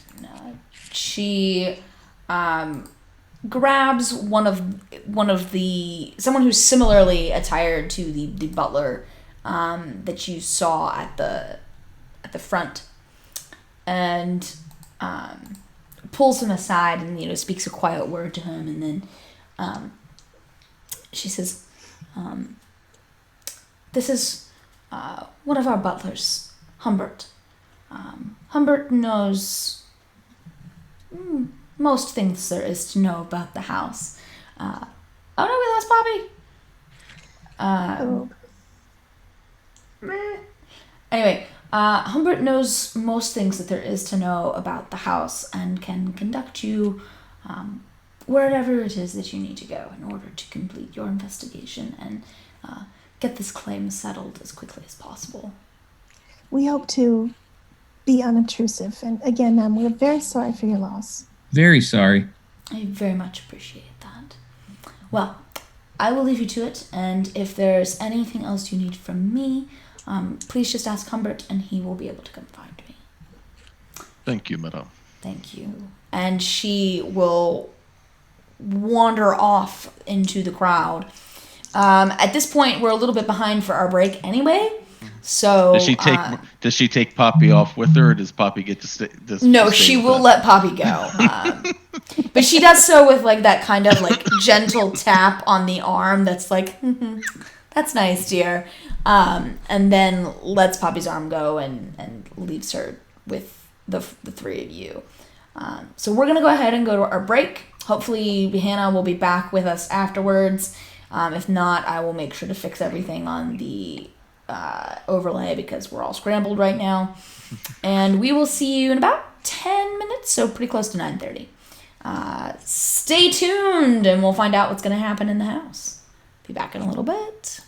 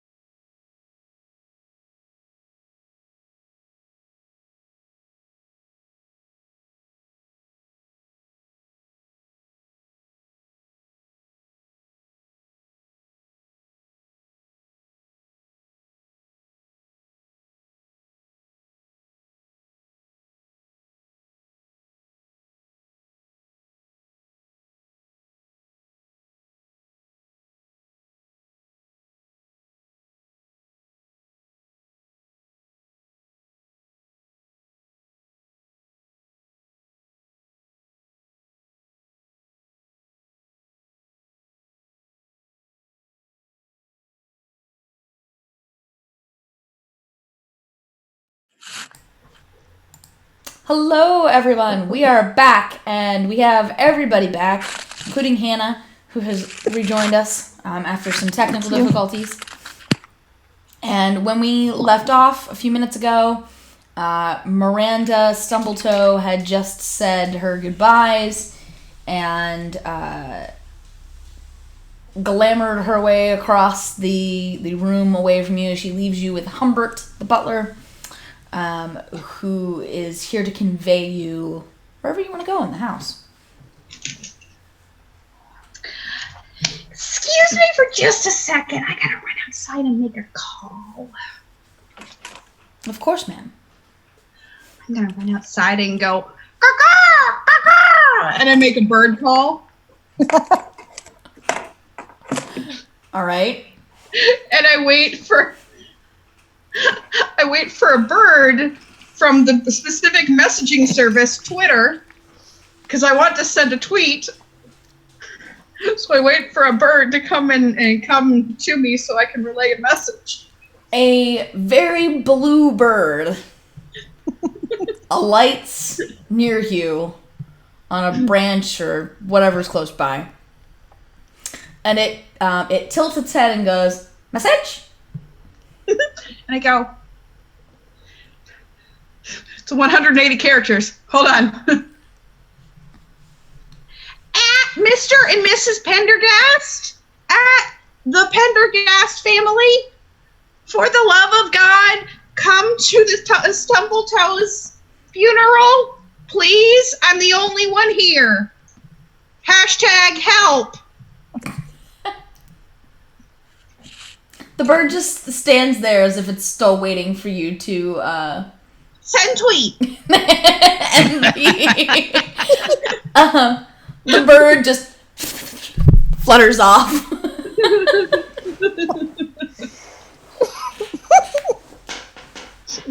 And I'll go back inside. Okay.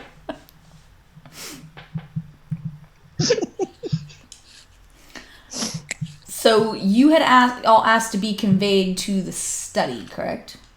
Yes. Okay. When Poppy returns inside, Humbert looks at the four of you and says, "To the study, then. Yes? Yes. Thank you, yes. Follow me." And he takes you out of this receiving hall, where everyone is,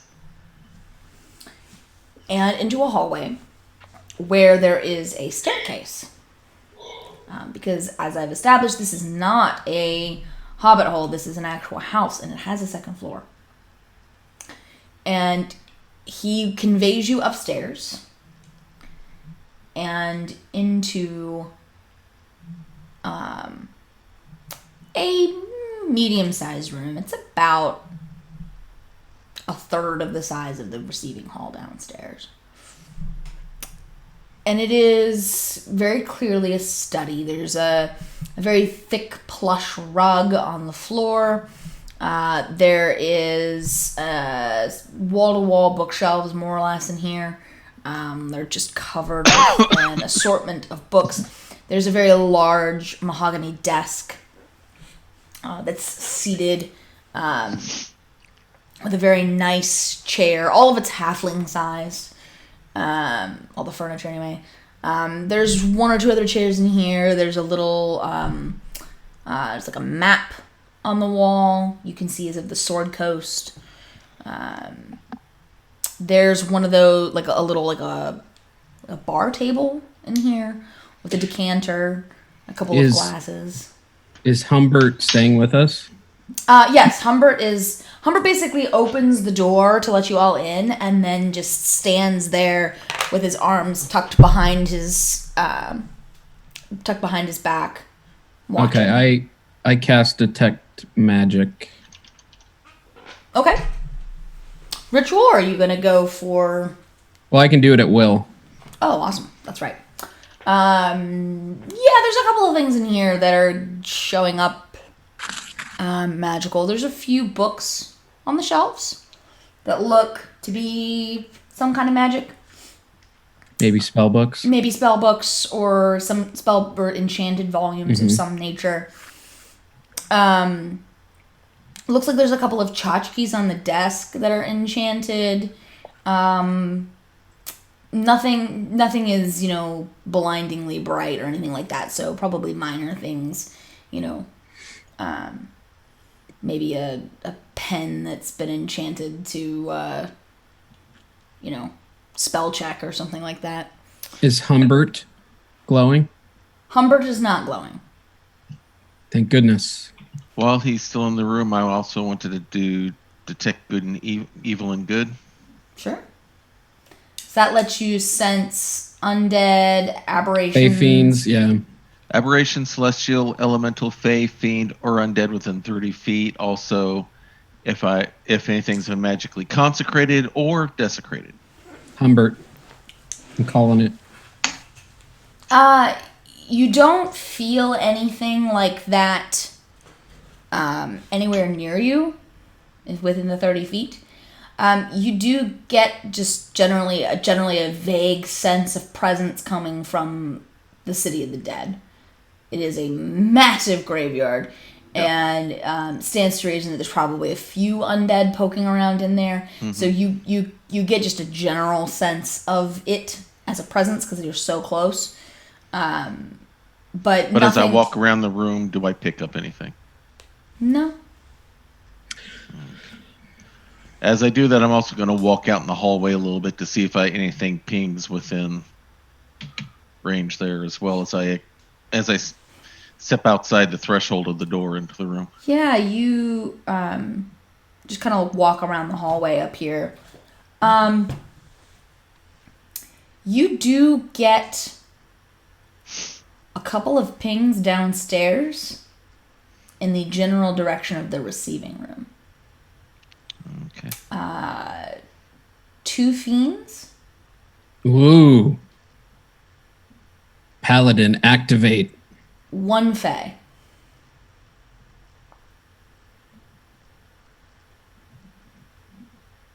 I bet it's Mayhem. Is he fey? Mayhem is fey. Mayhem, yep. Let's go meet Mayhem. My hand starts to reach by instinct towards the sword, but I pull it down, realizing this is probably not a place to battle something like that right now. But I take note that they're out and about within the party downstairs. Then I head back into the study to search the room. I ask the butler, are you aware of any items, property, stuff like that was taken from the house during the break-in? Humbert says, that's part of the strangeness of this. Of course, the Stumbletoes are very wealthy and have many things that someone might be motivated to steal. And during the break-in,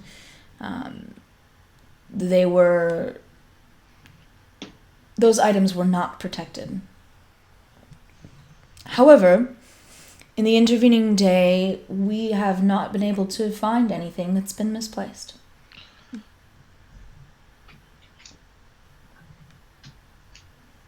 Everything seems to be in order just as it was.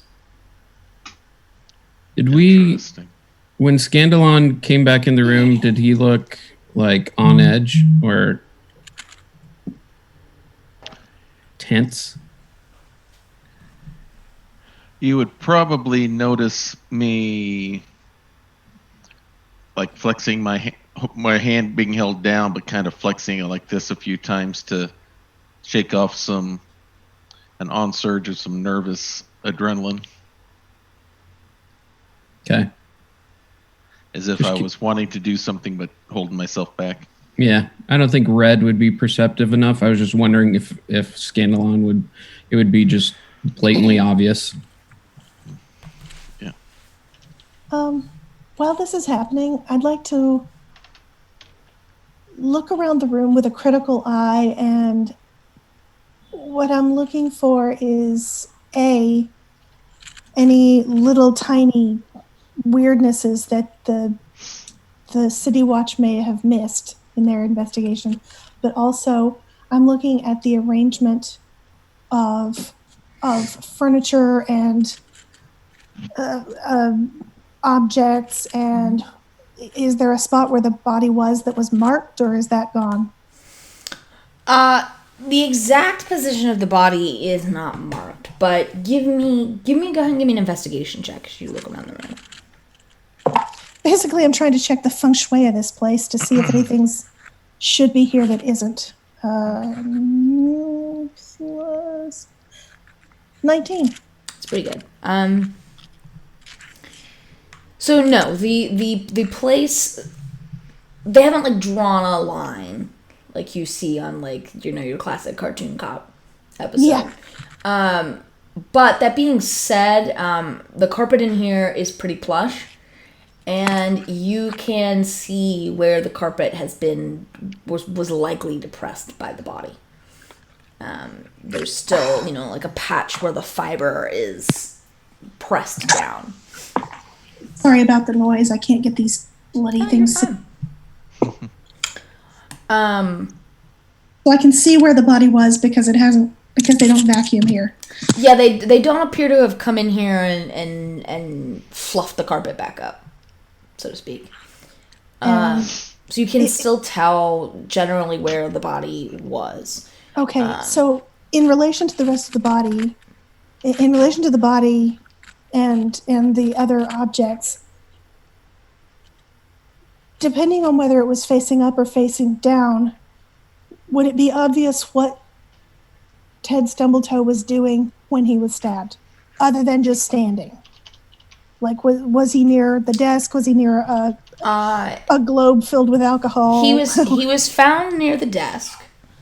That would have been in the police report. I mean, you would have had sort of a general description of how he was found. He was found near the desk, but near the front of the desk, so not around back where the chair is. He did have a dagger in his hand when he was found, but there was nothing on it. No blood or anything like that. Does the report say whether he was found face up or face down? He was found...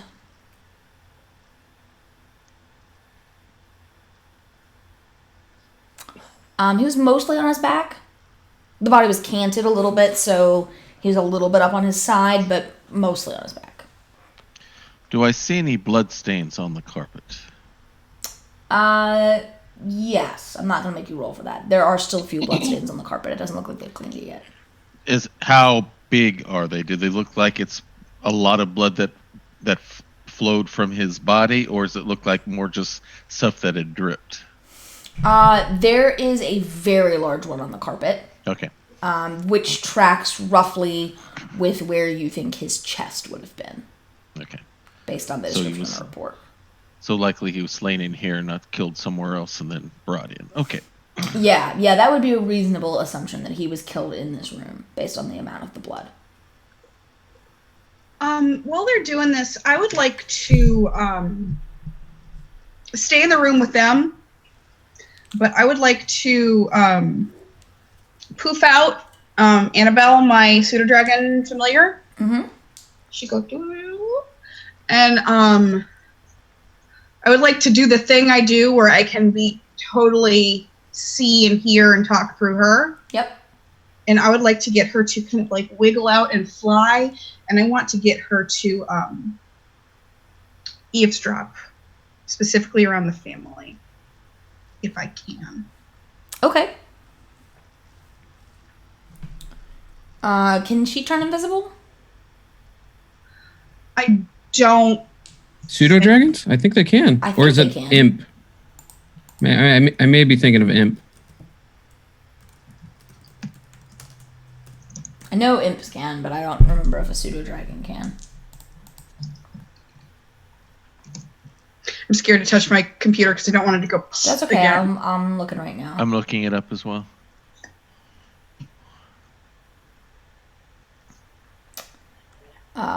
Does not say that they can. Quiet.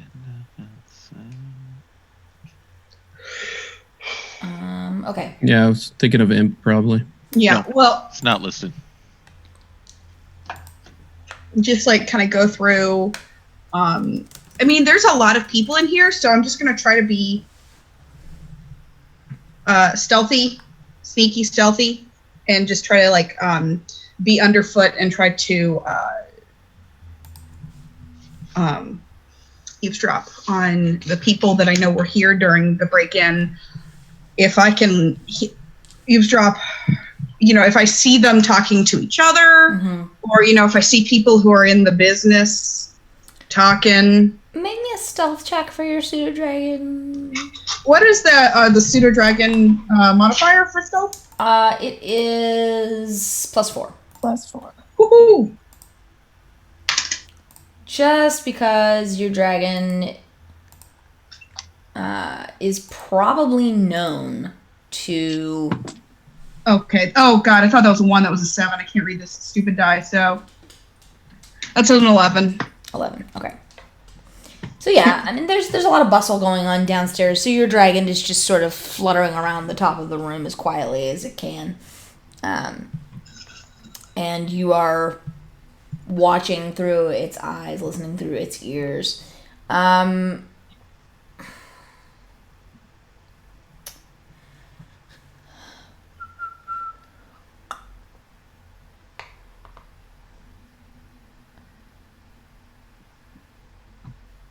Make a perception check for me. What is the perception modifier?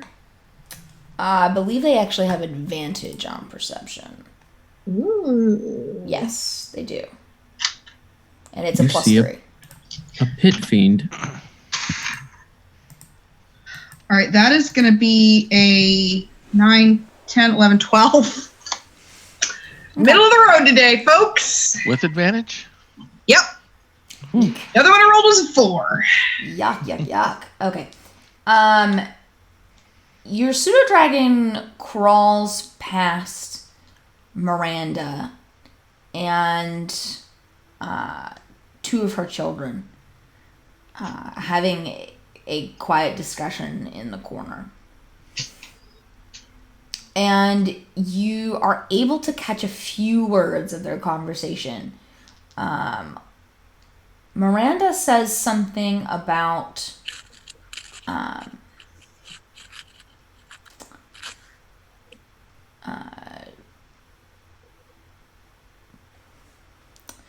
to the effect of, well, I certainly hope that this wasn't because he turned that down. I mean, that was a completely unrealistic thing to ask of us as a family. And the kids just kind of, nod their agreement, and one of them says, "What do you think they're gonna catch? Who did it?" And Miranda looks around a little bit, and then she notices your pseudo dragon up on the ceiling, and I dip. and she looks back at her kids and says, "We'll talk about this later." And they walk away. Yep. Yep. Mm. What are the rest of you doing back in the room? I wanted to look at the desk to see if there's anything obviously out of place. If there's like a place where there's dust, but then there's a spot where there's nothing, where like maybe a paper or object may have been sitting, or just to see without lifting up pages and stuff like that, see what I can see was on his desk. Yeah, you don't I'd like to assist him in that. I'm not going to make him roll for it, but I mean, you can help, absolutely. Well, because that's part of what I was asking about before. It's like, what's there that should be there? Yeah, that's the thing. When things are, when people keep a really neat room, like like people who have people pick up after them tend to. You can tell when something ought to be in a spot because that's the spot for it. Mm-hmm. And it's not. Yeah, I mean, Humbert told you that they haven't found anything that was obviously taken. Right? I just wanted to know if they were lying. And what your assessment of the room concurs with that statement, essentially. That there's nothing obviously missing on the desk. You don't see like an empty space that looks like there's clearly something missing. Everything seems to be in order.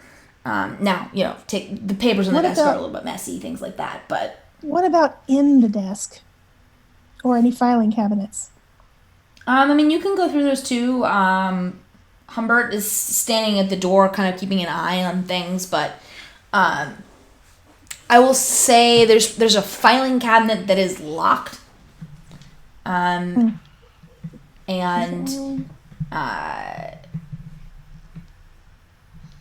so that's you're gonna have to, if you want to get into it, you're gonna have to do something else. But as far as desk drawers go, just looking at like basic supplies and things like that. Everything on the desk is pretty straightforward. There's like a letter opener, a seal, various pens and quills and inks, things like that. I go to the file cabinet and I want to specifically look at the lock to see if it looks like it's if someone has tried to recently pick it. Great question. You are not proficient with lockpicking, are you? No, I am not. Okay, so go ahead and roll me an investigation check then. With assistance? Sure. Okay. 17. Great. You take a look at it. You've seen a few locks in your day, and Mildred, helps by looking over your shoulder and, pointing out salient things that she notices as well. Between the two of you, you're pretty sure this hasn't even been attempted to be picked. If they were after anything, it wasn't in here, or they weren't after anything. They were after They weren't after something. They were after someone.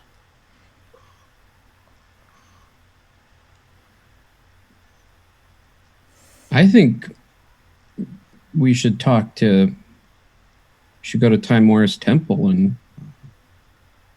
There's one other thing I do want to check out, and that's where they supposedly broke in. Humbert from the doorway says, "I can take you there, sir, if you'd like." Thank you, sir. I would deeply appreciate that. Come this way.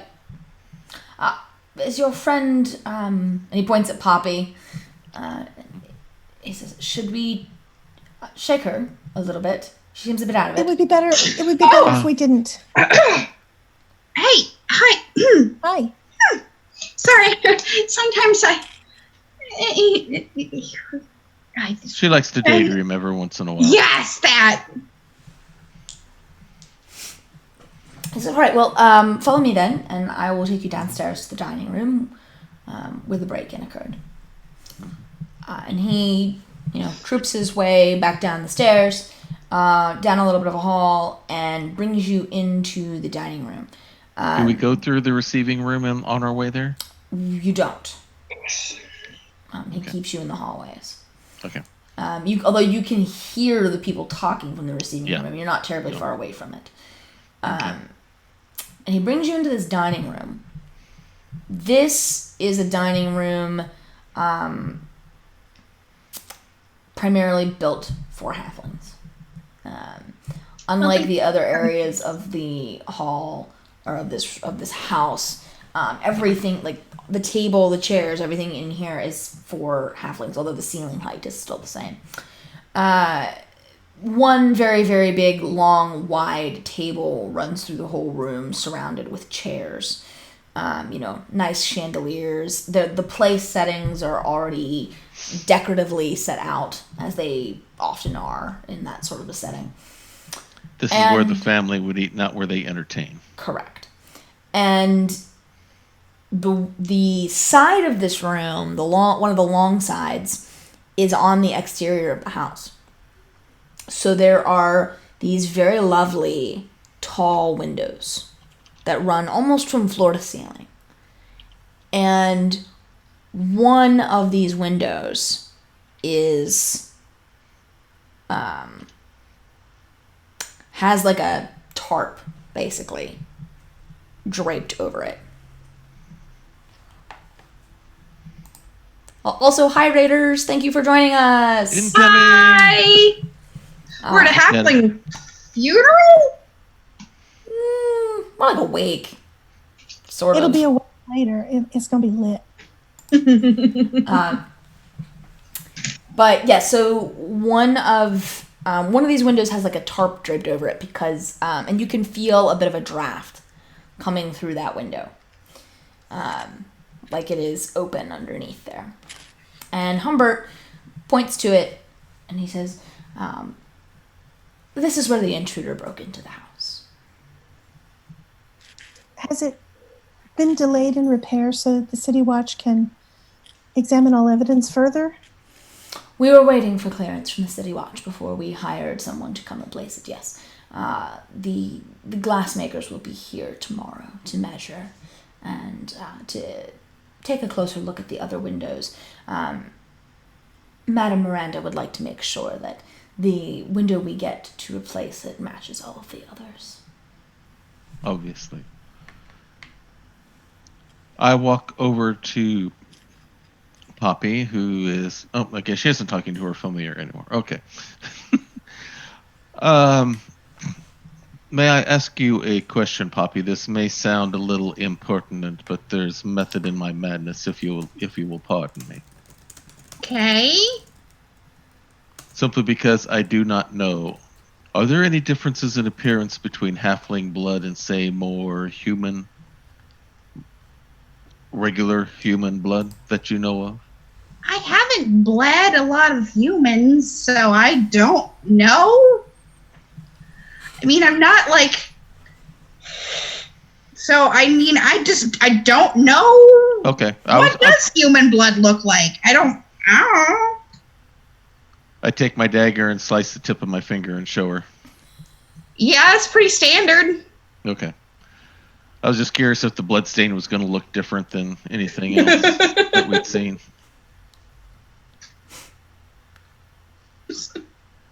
I mean, you saw the blood in the office, right? Yeah, I also wanted to compare it. I wanted to look at the bloodstain that was reported in the police report, if it's still there. What do you think happened? Blood has sparkles in it?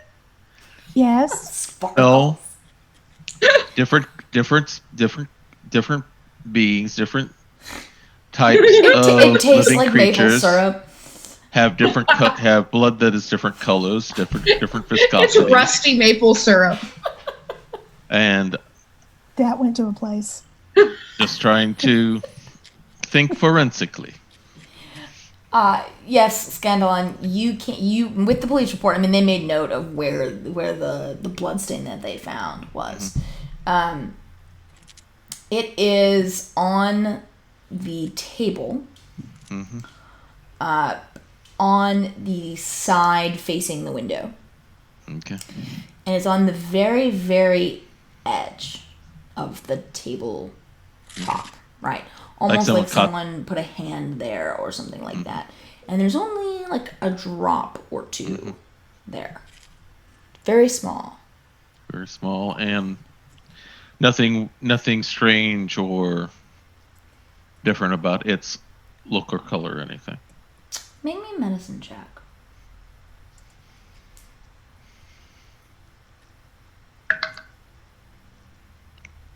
Two. It's red. Yeah, I mean, looks like blood to you. Mm-hmm. Yeah. Okay. I was just going on a theory maybe of a way of identifying who may broke in, species-wise. How big is the window area? The window, I mean, it's floor to ceiling, so almost. So like a good 9 feet tall, probably. Okay. And it is wide enough that a medium creature could step through it sideways, basically, as long as Picture they weren't, window size kind of thing. as long as they weren't too heavy, they could easily make it through. For a small creature like a halfling or a gnome, not a problem at all. Yeah. Easy to get through. Mm-hmm. But even someone my size could get through without too much difficulty. Yeah, if you removed the tarp and wanted to like walk right out the window, you could. Okay.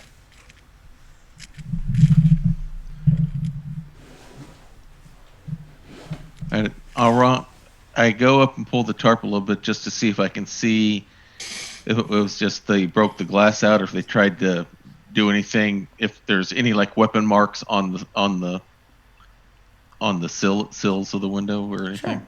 Sure. There's no scratch marks or weapon marks on the sill. Okay. Honestly, if you had to guess, just looking at it, you would probably guess some form of magic that broke the window. It's in, like, you can still see, obviously, when glass falls out of a window, typically all of it doesn't fall out, right? Some of it clings in the corners along the sides. And what you can see from what's left of the glass is that it is very finely, like, spidery cracked. You think it probably was, like, maybe something along the lines of, like, a shatter spell or something like that. Something that can be very easily used to break inorganic materials. Something sound wave oriented then. Which would track with what you have in the police report, that they heard a very loud crashing noise when this broke. But you don't see any indication of like anything hitting the sill or damaging the sill. When you do open this up to take a look, you can see the footprints in the backyard as well. All right, I put the tarp back. Imora's Temple? I'm ready. Imora's Temple, yes. Well, Unless you have something, Mildred. You can always come back. Has it rained recently? It has not rained recently. What kind of footprints then? You have to go outside and take a little bit of a closer look at them, but you're welcome to do so if you want. I'll meet you outside. I'm going right out the window. Somebody bring my shoes. Mildred, it's a funeral. Okay, cool. Somebody bring my shoes. I will grab Straight them out. for you. Outside, Mildred, these footprints are very obviously from a medium-sized creature. They're way too big for halfling or gnome footprints. Are they flat shoes or do they have a heel? They are flat shoes. Some kind Flat of boot, shoes. probably.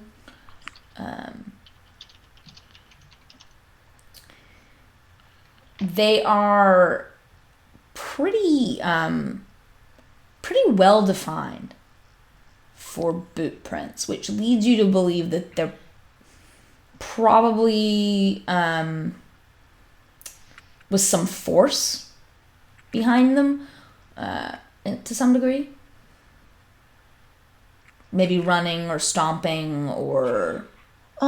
Are the footprints flat and do they go in quite a bit? Or are they mostly like ball of foot with the occasional heel down? They are mostly flat. And they go in quite a bit? Mm-hmm.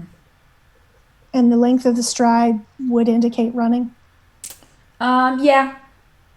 And these are all footprints leading out? These are all footprints leading toward the window. Somebody ran towards the window while trying to be stealthy. Well, you don't know if they were trying to be stealthy, but they ran toward the window.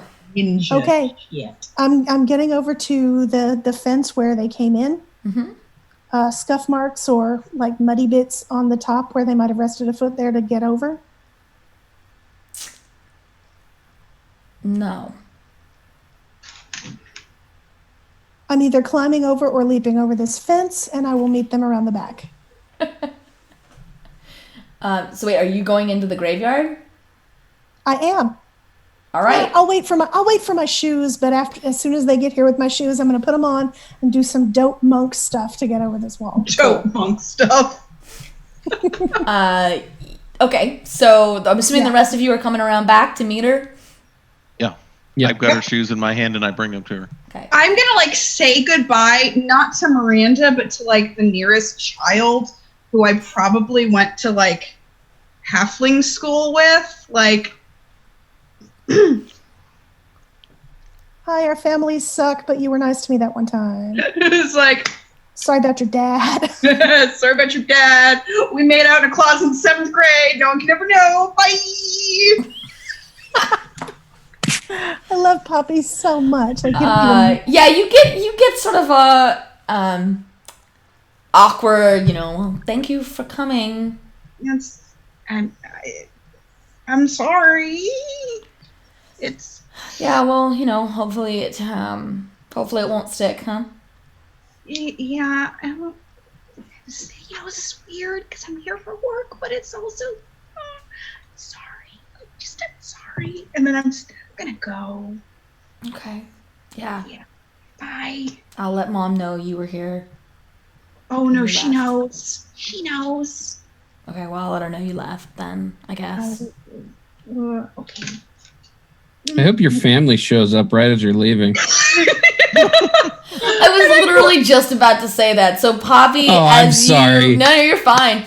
As evil into the world. As you leave, Poppy, because it's probably been a good 20 minutes since you sent your tweet.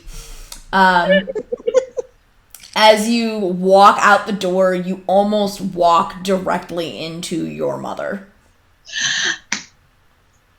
Hi! Just tell me what she looks like. Hey! Hannah, would you like to describe your mom? Okay, so as chaotic as Poppy is, she's not. But if we're going with the crime family whole thing shtick, these are the made men in here. This is whatever the halfling equivalent of the big hair, the big earrings, the Fran Drescher kind of. We're talking the they're not paid yet. Jersey but Shore. They're trying. They are trying to get there. They've been trying to get there for a long time. So tacky jewelry. Oh yeah. Yeah. Okay. And what's your mom's name? Or does she not have a name yet?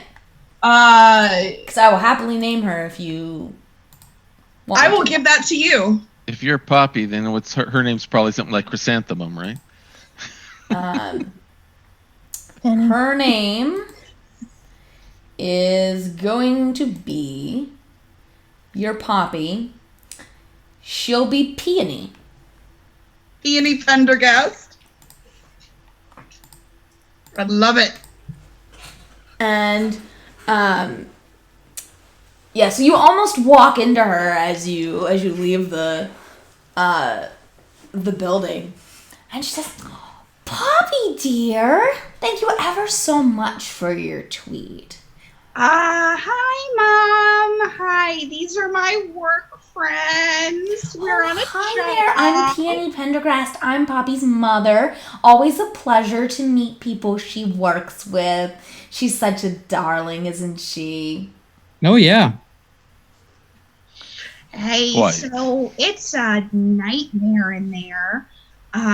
There was a murder. Oh, yes, we heard. Yeah, I would have asked about who could have done this, but who's on that list, so I didn't. Well, of course, Poppy, we are. Your father and I are not behind this. Oh, no, I know that, but they don't know that.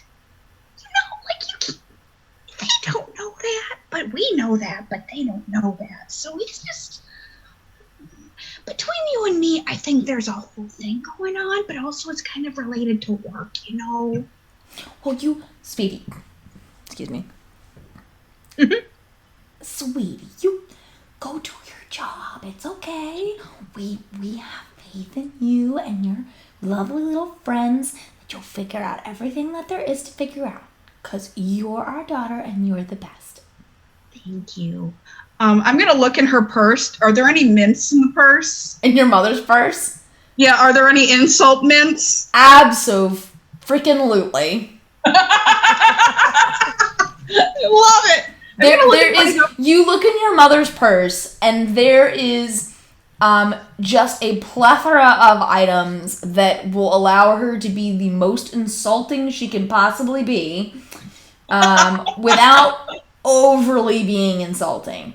So, like, crinkly mints, let's see, what else would there be that could be, like, super insulting? So Butterscotches, peppermints. The wrapping has it's foiled, so it crumbles and leaves little metal shards behind it. Okay, here's something else. She has, like, snacks in her purse, which is, like, super big no-no, because, like, the funeral hasn't happened. You're not supposed to have food at these halfling events right now. And they're the crunchiest ones possible. What? The crunchiest ones possible to make the maximum noise. Yeah, they're very crunchy crackers. And those tiny little bags of potato chips where there's like 4 of them. Mm-hmm. You have to open 5 bags to make sure every kid gets one. Mm-hmm. And there's you can see this isn't in her purse, but she has sort of a flower arrangement that she's brought to present as sort of a my condolences. But instead of the flowers being appropriate funeral flowers for this sort of thing, instead she's brought like very bright, cheerful flowers that are like nowhere near what they should be. Your mom she went to the store, picked them out, pulled the happy birthday stuff out of the vase, and then bought it. Right? Your mother has come armed to the teeth with things that will give insult without actually getting her thrown out. Yeah. Whoo! You know what? That's not my circus, not my monkeys. I just go. Good luck. Stay classy, Mom. Stay classy. Good luck in there. Stay classy, Waterdeep. Stay classy. Oh, you two have fun with your little friends, dear. And she like plants a little kiss on your head. Oh, forehead kisses are the best. Oh man. Okay, let's go to the temple before I have to deal with that fallout. First go in the back to pick up Mildred because you got her shoes. Yes. I have a question. I'll float around and have them like this. Yes. What's your question? I sent it to you as a PM, and I know I wasn't there and I didn't see her, but I'm just wondering. I'm gonna say no. Okay. To your question. Thank you.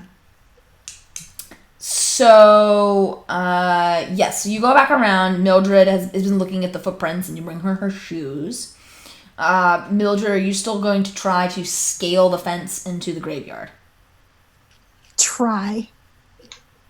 Dope monk stuff. All right, give me an acrobatics check. Do not. There is no try. Now watch me roll a 1. Close.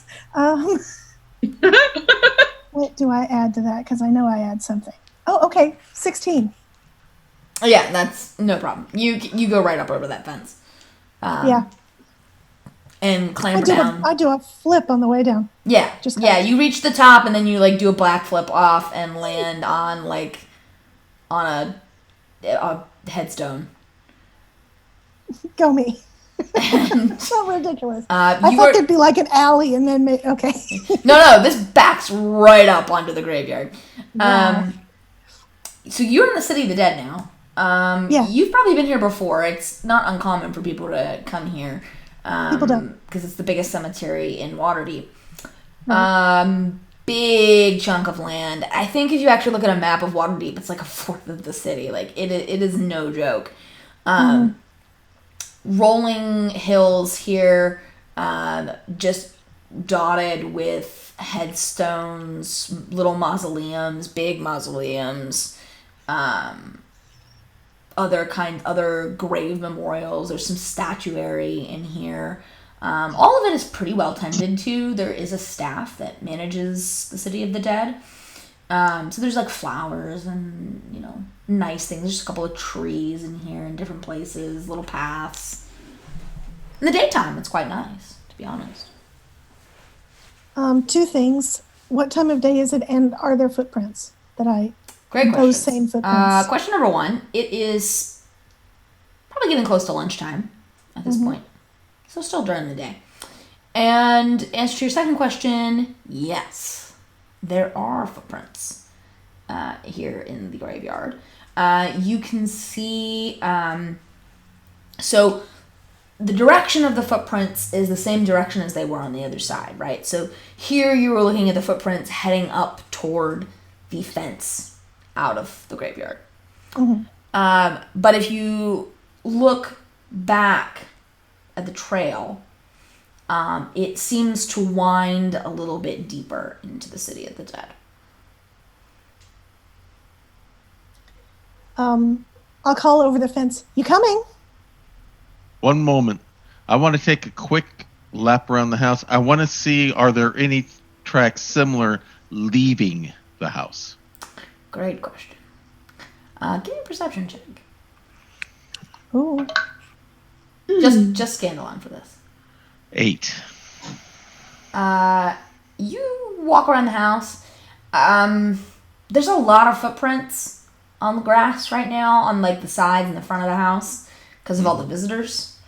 So you're not really able to identify anything that looks similar to the footprints out back, unfortunately. Okay. All right, then is there a gate there in this fence, or is it just all solid fencing? There's not a gate here. You would know that if you went back out on the street and you went a couple of blocks around, you could find a gate. Because of my armor, I'm going to look for the gate. Okay. So Scanlan heads off to go find a proper gate into the City of the Dead. Poppy, Red, what are the two of you doing? I'm going over the fence. Hey, Poppy, do you want to be invisible? I can make myself invisible, but if you want to waste a spell slot on me, absolutely.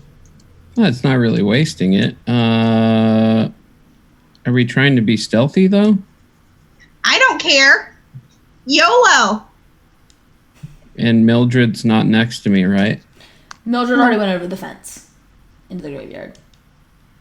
Okay, yeah, sure. I'll use my packed rod and burn the packed slot from the rod and cast invisibility. Nice. You and Shafafana can share that. Yes, indeed.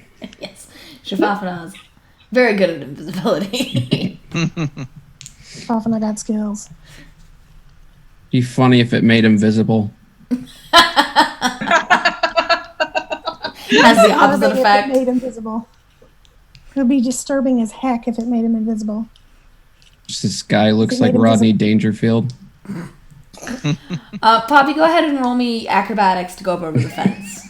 Ooh, that's not going to be good at all. Well, if you have another method of going over the fence, let me know. No, I just have a +1. I mean, you levitate, right? Actually, I got a +7 athletics. I do levitate now just all the time. But you only levitate a little ways off the ground, right? Like maybe 4 inches off the ground. Yeah, it's not really going to be a whole lot of help for you, unfortunately. All right, that's a 10 then. That's enough. You don't need a lot. This isn't... My veil gets stuck in the fence. It's like, no, the food hole. No. Probably because you can't see it.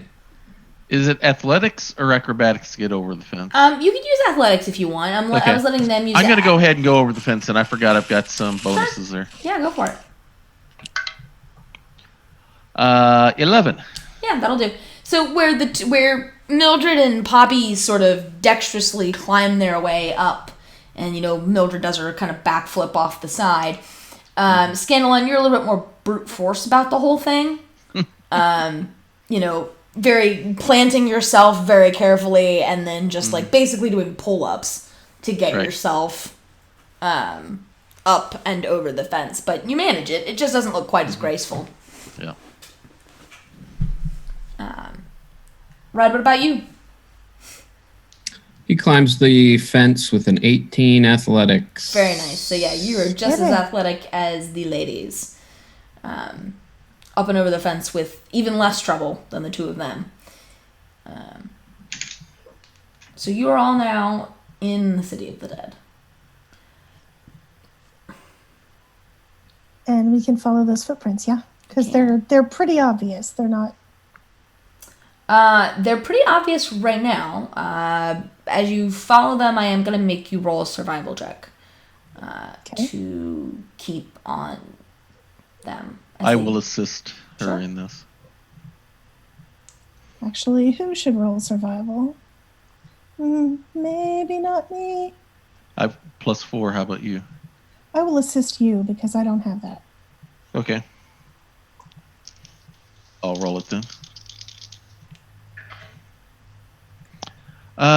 16.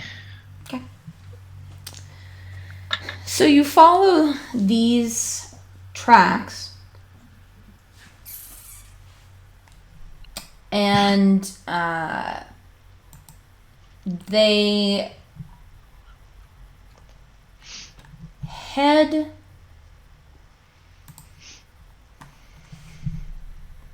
deeper into this graveyard. They wind their way around headstones and mausoleums, monuments, things of that nature, and come to rest. Well, not rest, but they come to an end at a fairly large mausoleum. This mausoleum is pretty nice. It's made of marble. It's got a big bronze door on the front. And there's a little bit of dust on the floor and like directly in, because there's like a little like stairs going up to the door, right? There's a little bit of dust on that stoop almost, but you can see that the footprints go right up to the door. Like whatever this thing was came out of this mausoleum. And what is the name on the mausoleum? The name on the mausoleum is Hayes. Hayes. Does that name mean anything to me or us? I will let you, anyone who wants to, make a history check. Woo! That's a nat 20. Oh, that's an 18 plus. And I have a +8 to history. Jesus. That's an 18. 18 as well. Okay. 28. 24. Whoa, okay. Yeah, so you all recognize this name. I'm going to say Red because you're still fairly new to town. You recognize it for a slightly different reason. You recognize the name Hayes as a mercantile family here in Waterdeep. And they have ties to a bunch of different other cities as well. So they've got some offices in Baldur's Gate. They've got an outpost in like Port Nyanzaru. They've got some interests in Neverwinter, sort of up and down the coastline. And so you've encountered them in your travels or their representatives, but you're not familiar with anything specifically here in Waterdeep, other than just generally knowing that they are a wealthy merchant family, not nobility, worth to point out. The rest of you also know that the Hayes are a fairly prominent, wealthy family here. They've got a couple of them are involved in government. It's sort of common-ish knowledge that at least one of them is probably a masked lord. Although, no one truly knows, quote-unquote, the identities of the masked lords. Some of them are kind of open secrets. This is one.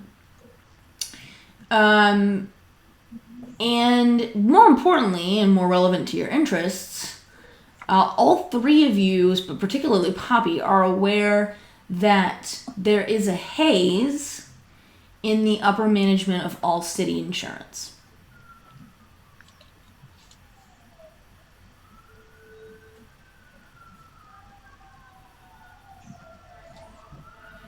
Wee woo. Wee woo. Wee woo. Wee woo. And that's where we're going to stop, because it is 10:28. Fine. No, more. Well, we'll find out more next week. But this gives you some time to think about what it is that you guys want to do with this odd little connection that you found. So we will go ahead and go back around to everybody, give everyone the chance to state your name, where people can find you, anything you want to plug in particular. We will start with Hannah. Hi, I'm Hannah, Asbestos Tito's at Twitter, Miss Murphy on Instagram. Don't really have any other games or stuff to plug right now. I'm deep in that academia, new job life, but next week I am going to be at the Night in Question LARP out in Austin, Texas. It's going to be a super fun murder time. I'm going to die and live again. It's going to be awesome. So if you're going, hit me up. And that's me. Awesome. Robert. All right. You can find me on my Twitch page, KY Hawkeye. On Tuesday nights, we have just started a new game. We're doing the Lego Marvel Superheroes 2. We started that last night. Thursdays at 6 p.m. Eastern Time. Adjust your time zones accordingly. Based on the U.S., is our continuing Skyrim serial. We're doing a story called The Dark Thalmor, where I have a character who is a member of the Aldemari Dominion and looking for whatever Daedric items he can find to help them in their battle against the Stormcloaks and probably later on the Imperials. Saturday night, I have my Saving Throw Wrestling stream is going on a little bit of a hiatus simply because I found out this weekend there is a D&D related stream on YouTube also called Saving Throw. So I'm no longer going to have Saving Throw Wrestling, but hopefully in the next few weeks I'm going to cast a resurrection spell on it. It will be called Grappler's Keep, and I'll be resuming that once I have all the artwork set up and ready. Otherwise, my RPG stuff is here. Tuesday nights is Rise of the Rune Lords on Fellowship of the Tables, and then Friday nights, 10 p.m., Rules Zero Gaming. We're going to be wrapping up our Trials of Discontentment story arc here, coming up this coming week. So that's where you can find me. Otherwise, Cancer Cleric by day, RPG Fanboy by night. Jake. Hi, I'm Jake Friday. You can find me on Twitter and Instagram at Jake Friday. On Sunday at 1 p.m. Eastern, I believe it is. Yes. We'll just go with that. 1 p.m. Eastern here, I'm in a Trophy Gold game for the month of November. And Mondays on Venture Ventures channel, twitch.tv/Venture Ventures, I run a Baldur's Gate Descent into Avernus game, and they have finally gotten, probably going to get out of the Dungeon of the Dead 3. They just can't help but checking every room. Mm-hmm. So, yeah, that's about it. Awesome. Send you. I don't think I've remembered to log into Twitter in at least 3 or 4 months, but technically I'm there at I am Cintu. And you can also see me on Mondays at 1 p.m. Pacific, 4 p.m. Eastern, and 11 p.m. UTC in Dungeon of the Mad Mage on the Fox and Penguin show channel on Twitch. All one word, The Fox and Penguin Show. I'm playing Grackle, a goblin rogue, with a very interesting past that I'm told we're about to get into. Awesome. And I am Danielle. I have been your dungeon master this evening. And I am at Racontor on Twitter and on Twitch. And I am at Thalialata on Instagram. If you like cosplay things, that's where all my cosplay stuff is.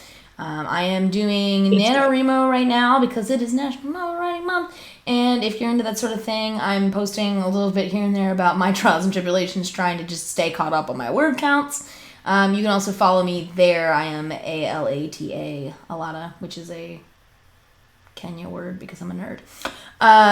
And you can find me here on Variant Rolls Fridays at 8 p.m. where we are playing the Dresden Files RPG. I am Harmony Ward. Wizard Disaster likes to set things on fire. There's a fairy court war going on. Things are going to hell in a handbasket. So it can only be more dramatic. You should come say hello. And on Saturdays, also at 8 p.m. at Other Ducks channel, I play Vormir Avanis, a Weasley in our Invisible Sun game, The Edge of Paradox. If you like things that are weird and strange, Invisible Sun is a really cool game. You should come check it out. Also, other things you should check out, the Patreon for Variant Rolls, which is down below us in the links. If you like our show and you like the other really awesome shows like Grim Femmes and pick another show that's on this. Urban Shadows is back. Things like that, you should definitely support the channel. It helps us do things like make sure we have a Zoom account and that we can support our players and our community. So please join the Patreon if you can. If not, sub on Twitch, follow us, things like that also helps.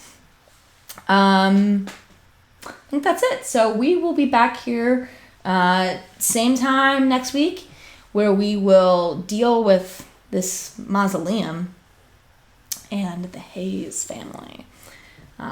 We'll see you then. Bye, everybody. Bye. Bye bye.